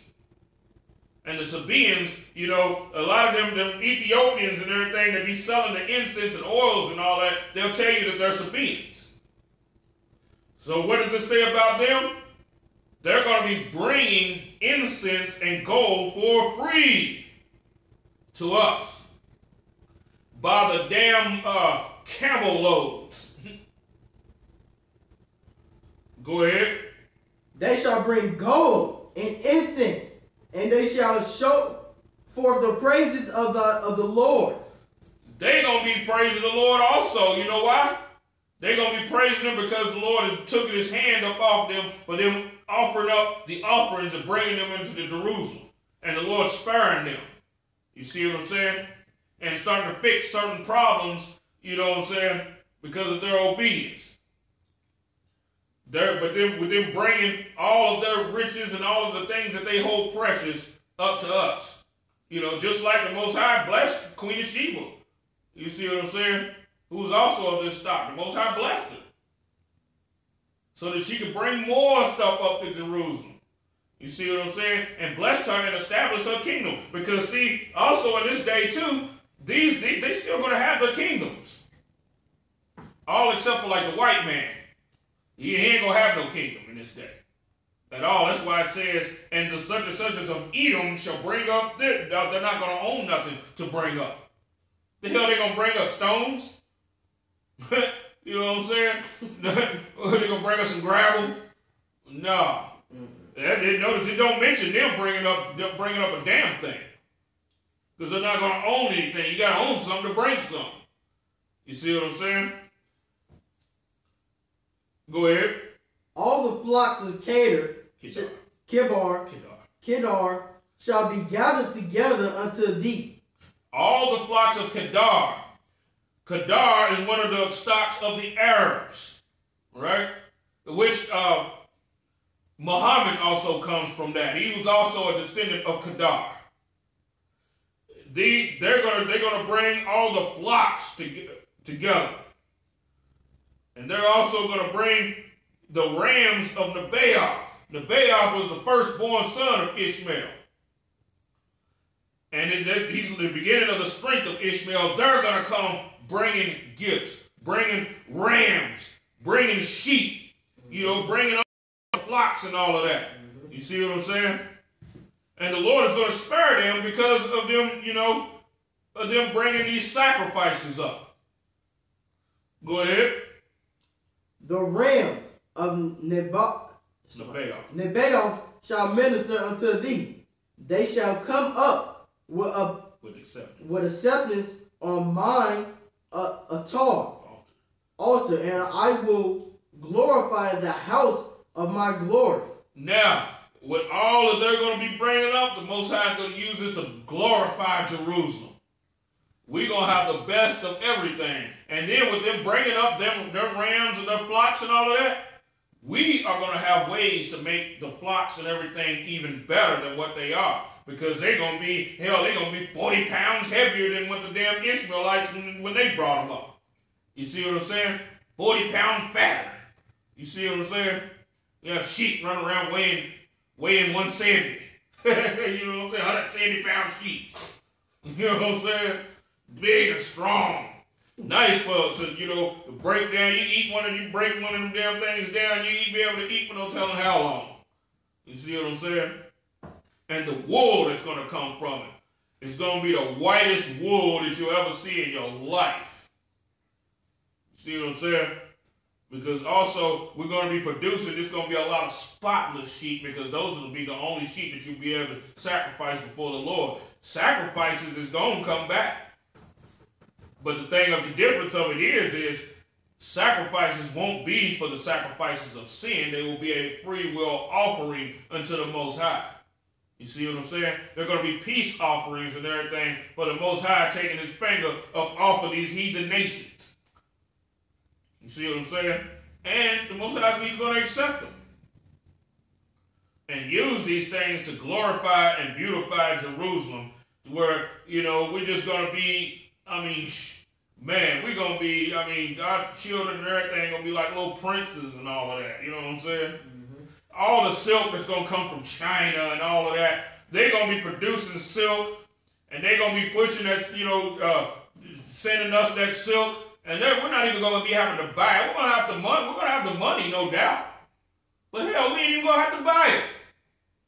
They're going to be bringing this stuff up just for the Most High, just so the Most High keeps his hand up off of them. They're going to be offering this stuff, and for the wisdom that's going to come from us. Just like with King Solomon. King Solomon didn't have to buy the stuff that come from these other kingdoms. He didn't have to buy that. They brought him up just to hear the wisdom that come from his mouth, because they was able to take whatever wisdom it was that he gave unto them and be able to take it back and see what they can do, you know, what they can build with it. You see what I'm saying? Which would be priceless to them. That's why people came to King Solomon, just to hear his wisdom. Mm-hmm. You know what I'm saying? Because whatever they heard from him, was more valuable than what the hell they even brought up. You know what I'm saying? So, of course, he didn't have to buy anything. He didn't even have to, King Solomon didn't even have to leave the country. But Jerusalem had everything you could think of. You see what I'm saying? Plus, also, too, being the fact that it's a Mediterranean climate over in Israel means anything will be able to grow. You know what I'm saying?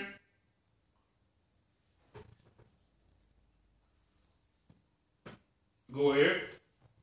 Who are these that fly as a cloud, and as those to their windows? Surely the isles shall wait for me, and the ships of treasures of Tarshish first. Yeah, the ship of Tarshish first be bringing us over, from their land in luxury. You know what I'm saying? Not no damn slave ships, but be bringing us in luxury. Because one thing, they're going to be too damn afraid to try and do anything to us. You see what I'm saying? And they're going to be bringing us back to Jerusalem.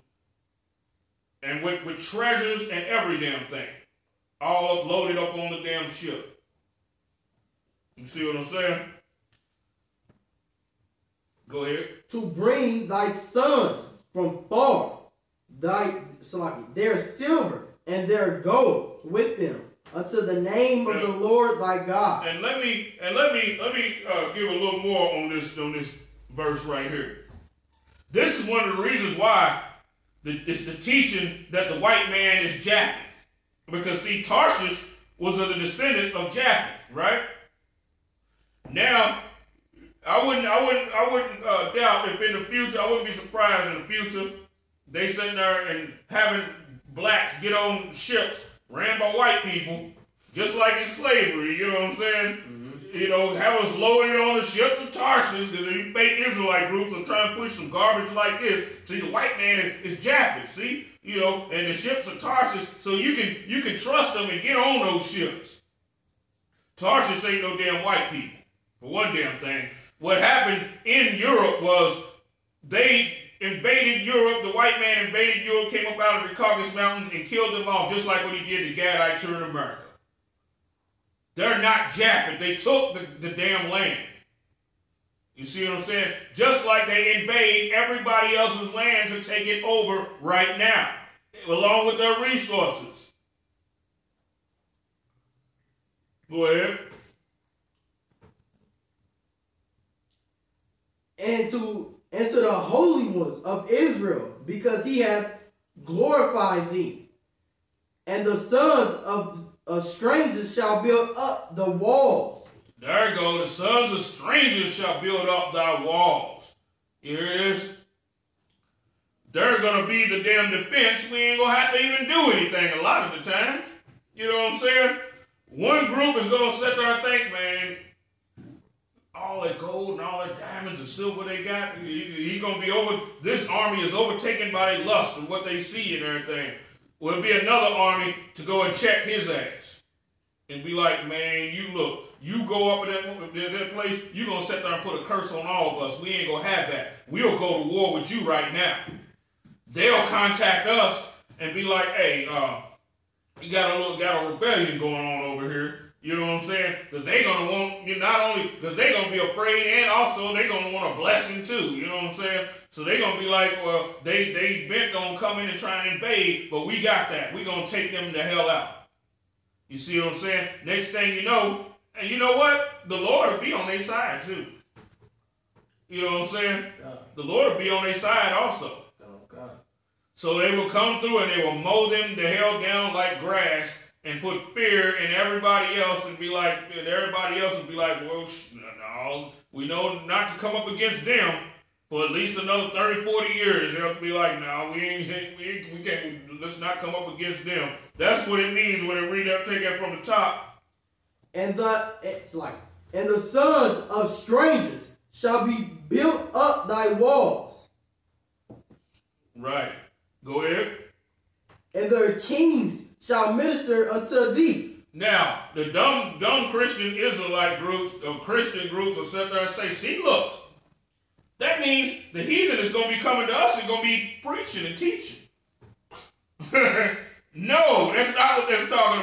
to minister to somebody means to serve them. You see what I'm saying? You know, and it said, just like it said in the time of Christ, it said the women came and ministered. Right? Not they came and preached and started preaching to the Lord and all of that. No, they came and ministered of their substance, of what they had. Well, that's what these kings are going, these heathen kings are going to do also. They're going to serve us with whatever it is, resources that they have. You see what I'm saying? And they won't be controlling any government with us. We will be in control of their government. They won't be able to give a gift to us to destroy our heart. Matter of fact, we're going to destroy their heart. And they're going to do what the hell we tell them to do. On top of giving us their gifts. Take ground is what we're about. And that's what we're going to do inside. The kingdom of God is going to be all about taking ground. You see what I'm saying?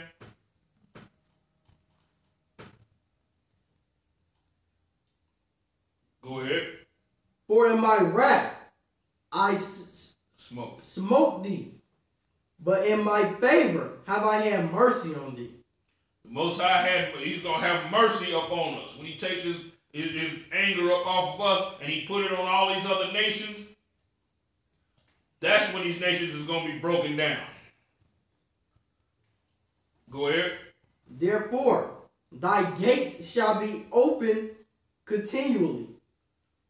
Thy shall not be shut day nor night, that men may bring unto thee the forces of the Gentiles, and that their kings may be brought. They will be bringing, and it says that their kings may be brought. You see what I'm saying? Kings of the earth is going to have to bow down and be coming to us. You see what I'm saying? Even the least of us is going to be like a king. And see, and people don't understand something. Blacks, Hispanics, and Native Indians, we don't understand something.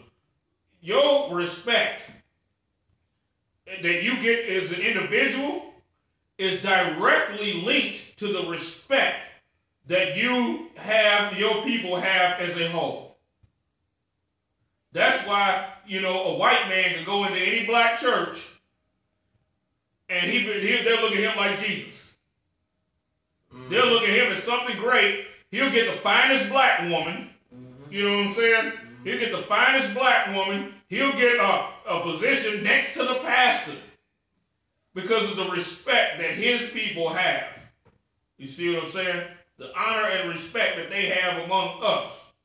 Well, that's what it's about. You see what I'm saying? The Chinese man, he goes to the damn university. He don't get treated like you do. Right. They're not stopping him and asking him for his damn ID because he's out past a little late at night on campus. They're not doing that to him. They're doing it to you because your people don't have the respect that they have because we can't understand how to love our neighbor as we love ourselves. That's what this stuff is resting on. That's what all of this is resting on right here. The value that you put up on another black man determines what value you're going to get as a black man.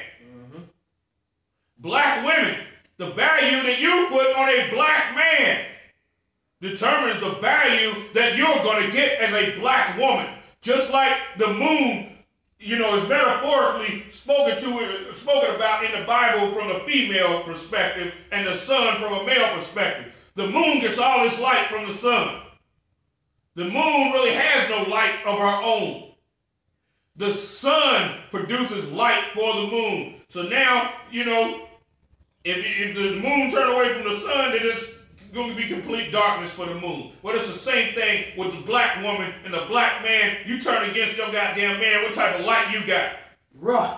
And you wonder why police cracking you in your goddamn head now. Right. You see what I'm saying? Why the damn the Moabite, the dog-eating Moabite choking you out in his damn weed store? Right. Because he has no damn respect for you. Nobody respects a traitor anyway. Right. Who the hell gonna sit there and respect somebody that come into a damn store, into a Korean store to buy a white bitch's hair? Who the hell gonna respect you? You showing how much you hate your damn people. Right. So with you hating your people, they figure they don't have to have any respect for you, and you don't have no value to them. Right. You see what I'm saying? Yeah, right. And you think you're gonna turn on black men and get with the damn white man? The white man don't respect the traitor either. Right. Your only worth to him is the fact that his relationship with you, y'all both together because both y'all hate black men. Mm-hmm. That's it. And he's using you to see how he can to influence other black women to turn against their men. Mm-hmm. But once you get to the point to where you can't do that no more, then he's gonna show you how he really feel about you, and they're gonna start killing you damn black women. You see what I'm saying? Mm-hmm. These are the things that stop the kingdom, that are hindering the kingdom of the Lord from coming. You see what I'm saying? So I don't care how many of you groups that said they're talking about, well, we keep the commandments and we such and such, and you don't even know the commandments because you're breaking the very most important ones, which affect reflect your keeping of all the other ones. You see what I'm saying? If you ain't loving your neighbor, if your God is America, then you're not keeping the first commandment. And if you love another race more than you love your own, you're breaking the second commandment also, the most two important. And if you're breaking those two, you're breaking every damn thing else. That's right. You see what I'm saying? That's it. Your church is established on the breaking of the commandments, not of the keeping them. Right. You see what I'm saying? And anything that's built like that, the Most High gonna tear it down. Damn right. Verse 12. For the nations and kingdom that will not serve that shall pay. Hit this one right. Come. Take your time. Verse 12. For the nation and kingdom that will not serve, these shall perish. The nation and kingdom that shall not serve thee shall perish. So what does this mean? This is saying the nation and the kingdom that don't serve blacks, Hispanics, and Native Indians is going to perish. Now, they are trying to say that, well, the Lord, he don't pick favorites and all of that. But they can be spiritual, the nations can be spiritual Israel and all of that stuff. No, their job is to serve you. Serve you not as one of you, but as a servant to you. Just like you serve white people, but not as a white person. You serve white people as a nigger. As a nigger slave, you know what I'm saying? A nigger servant is how you serve white people. You don't serve them as a white person. Right. So the nations are not going to serve us as Israelites. Yea, those nations shall be utterly wasted. Damn.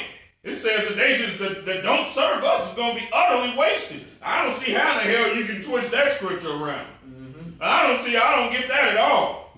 If you hate, this is what we teach out there on the corners every week, and y'all hate us. This is what God said. So obviously it ain't us that you hating, it's God that you hating.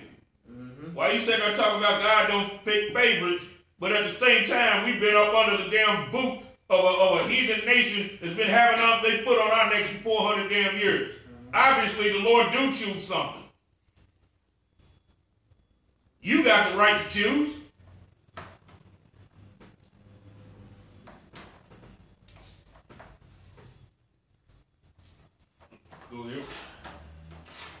The glory of Lebanon shall come unto thee. What is the glory of Lebanon?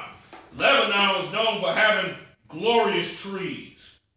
You see what I'm saying?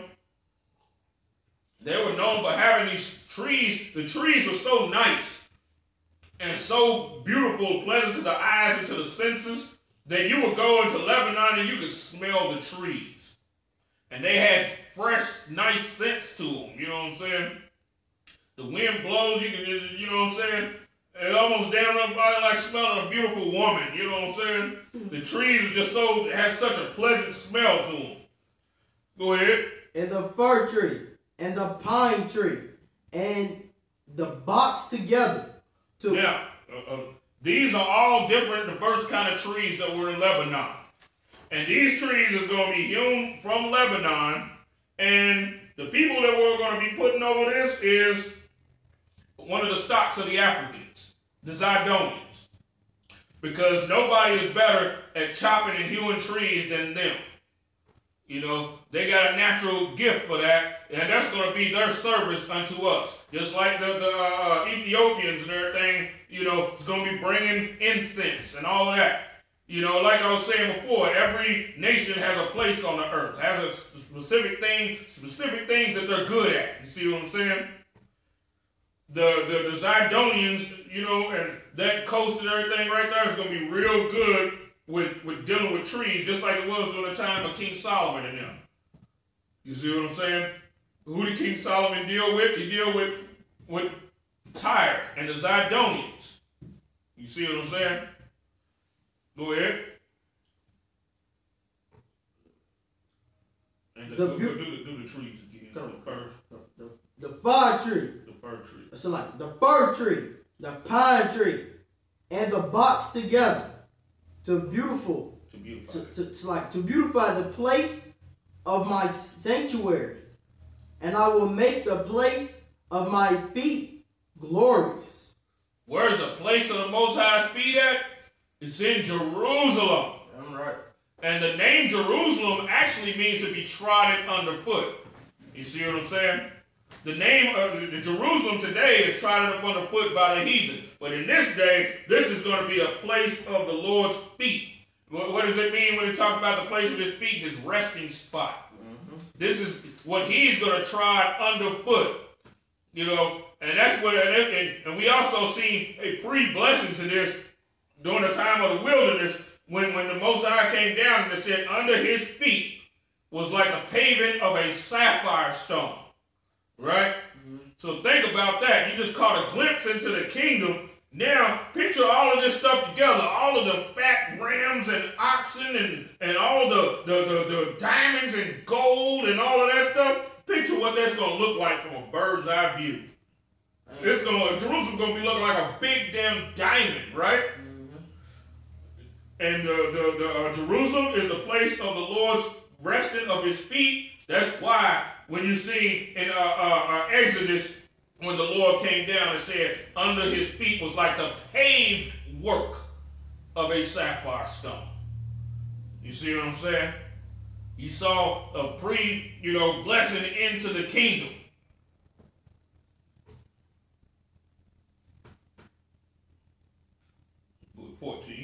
Verse 14.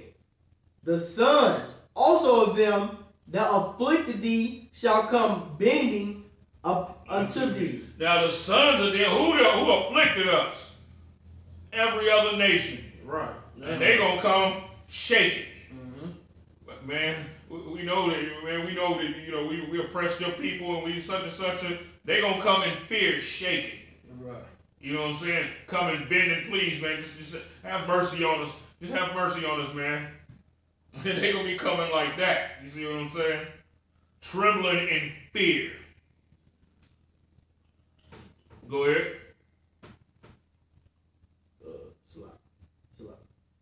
And all they that despise thee shall bow themselves down at the soles of thy feet. And all them that despise us is going to come and bow themselves down. Now, notice it said, the sons of those that afflicted us, and also all they that despise us, which is every other race on the face of the planet. Even when you hear Africans talk, they say something like, "What's wrong with the black man in America? What's wrong with the black man? They despise us." Mm-hmm. You see what I'm saying? They can always come with an excuse, with a reason of why they're going through what they're going through over in Africa and all right. that. They can always say, and they can always break it down on what happened and such. But with us, everybody act like, what's wrong with them? Like they just can't get it. They can't wrap their mind around it. You see what I'm saying? When you think like that, it means you despise a people. You see what I'm saying? That means you despise them. Which you don't even care about a reason. You just want to make them look like they're inferior. So the only conclusion that will come on how to handle them is prison and death. You see what I'm saying? what they really leaning on is saying is something genetically wrong with you. Your race was made like this, and it's something genetically wrong with you. So the conclusion is to get rid of you and to reduce your population and to use you for whatever you can be used for. That's how they justify themselves. Mm-hmm. You see what I'm saying? I'm right. But let something happen to them in their own damn country, their heart is full of, understanding and, they going home to find out what's going on and all that. What's happening with their own people. Go ahead. Okay. You're 16. No. So like 15. 15. You want to finish the whole 14? Go ahead.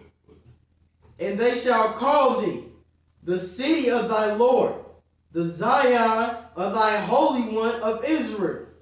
They ain't gonna have no choice but to call it this. They don't want, they ain't gonna want to call it that at first, but then they're gonna see all that. They're gonna be like, damn, the Lord is there. That's what's gonna make them call it this. Go ahead. Whereas thou hast been forsaken and hated, so that no man went through. Through thee, I will make thee an eternal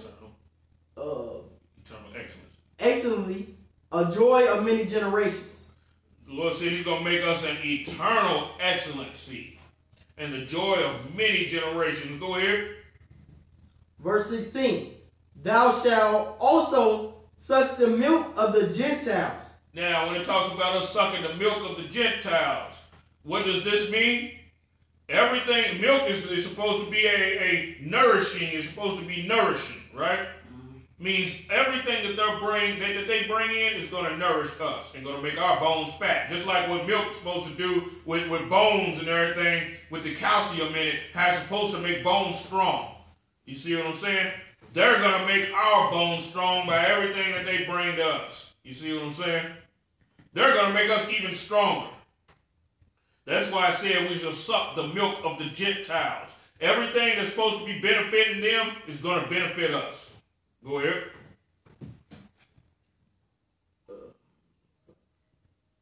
And shall suck the breast of kings. Go ahead. And thou shalt know that I, the Lord, am thy Savior and thy Redeemer, the mighty one of Jacob. Watch this. Check this stuff out right here. Go ahead. Verse 17. For brass I will bring gold. Now, just as common as brass is, the Lord will have gold in Jerusalem. Dang. Picture this. Just like we see brass, we don't think nothing of it. I mean, we got brass all right here. Penny on damn ground. Right. You know what I'm saying? Yeah, brass this, brass that. Gold is going to be that common. Real gold. I'm talking about the real stuff though, the pure stuff. I'm talking about 28 karat is gonna be around. And we ain't even gonna be this stuff is gonna be all gold. Go ahead. And iron, I will bring silver. And for as common as iron is, we see iron and everything. We see iron, you can just go around and see iron. Silver is going to be as common as iron. Real sterling silver. And in this day, silver is also going to be money again, like it has been real valuable. It's not that valuable like right now, you know what I'm saying? But it's going to be real valuable again. Because you're going to have currency, you know what I'm saying? Go ahead. And for wood, brass. And for stone, iron. Now, just as common as wood is you're going to see brass. And as common as stones are, you're going to see iron. You see stone and wood everywhere. You see what I'm saying? That means we're going to be fortified to the max. Go ahead. I will also make thy officers peace. Officers will be peace. Means they ain't gonna be knocking niggas all upside the head, you know what I'm saying, harassing and oppressing black people. These officers is gonna be the officers in the Isupk. And we go, and then when it says the officers will be peace, means we will get rid of problems that come up against the peace of the nation of Israel. Regardless of what problems they be, we'll be handling those issues to make sure that the peace is being preserved. Go ahead. And thine enactors, right? Yes. What is it? Thine exactors. And thine exactors, righteousness. The exactors is the people that come and collect, fees, taxes, and stuff like that. They'll be righteous people. They're not going to be overcharging you and all that. They're not going to sit there and be like, well, you owe $1,000 and then slap their own fee on there of $250. You know what I'm saying? So that they can now get, you owe $1,000, but now they're going to get $1,250 off of you, oppressing you and everything. No, they're going to be going and taking, just like what Christ told the tax collectors, go and take no more than what you know what I'm saying? Because they get paid from the kingdom. They get paid from the people that they're collecting from. But then they'll be greedy a lot of the time and put their own tax onto that so that they can have more. You see what I'm saying? But these collectors are not going to be so. They're going to be righteous collectors, and they're going to get exactly what it is that you owe. That's it. You see what I'm saying? That's why I said there will be righteousness. Go ahead.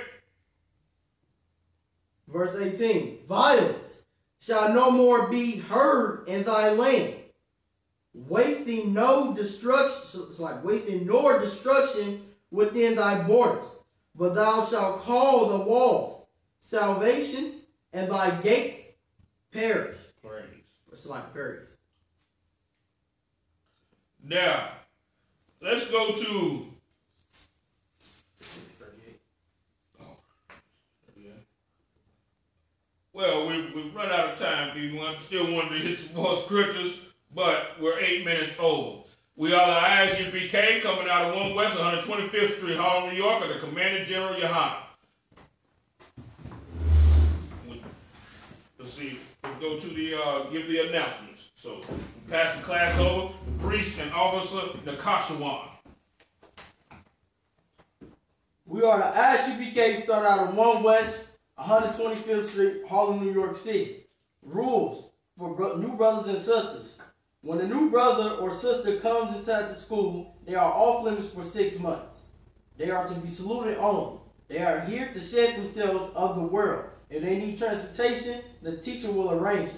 After 6 months, if a brother or sister has a particular interest in a person, he or she must get permission from the head to speak to a brother or sister. This is another 6 months in which the brother and sister will court each other.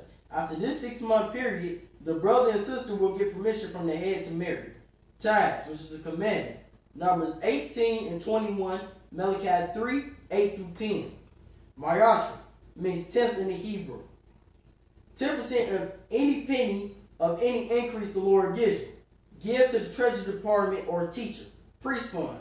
Free will offering for priests. Not mandatory. Whatsoever amount you would like. If anyone wants to be a trooper in the school, start wearing all black. Boots, shirts, pants, headbands, and scarves. And with that being said, Shalom.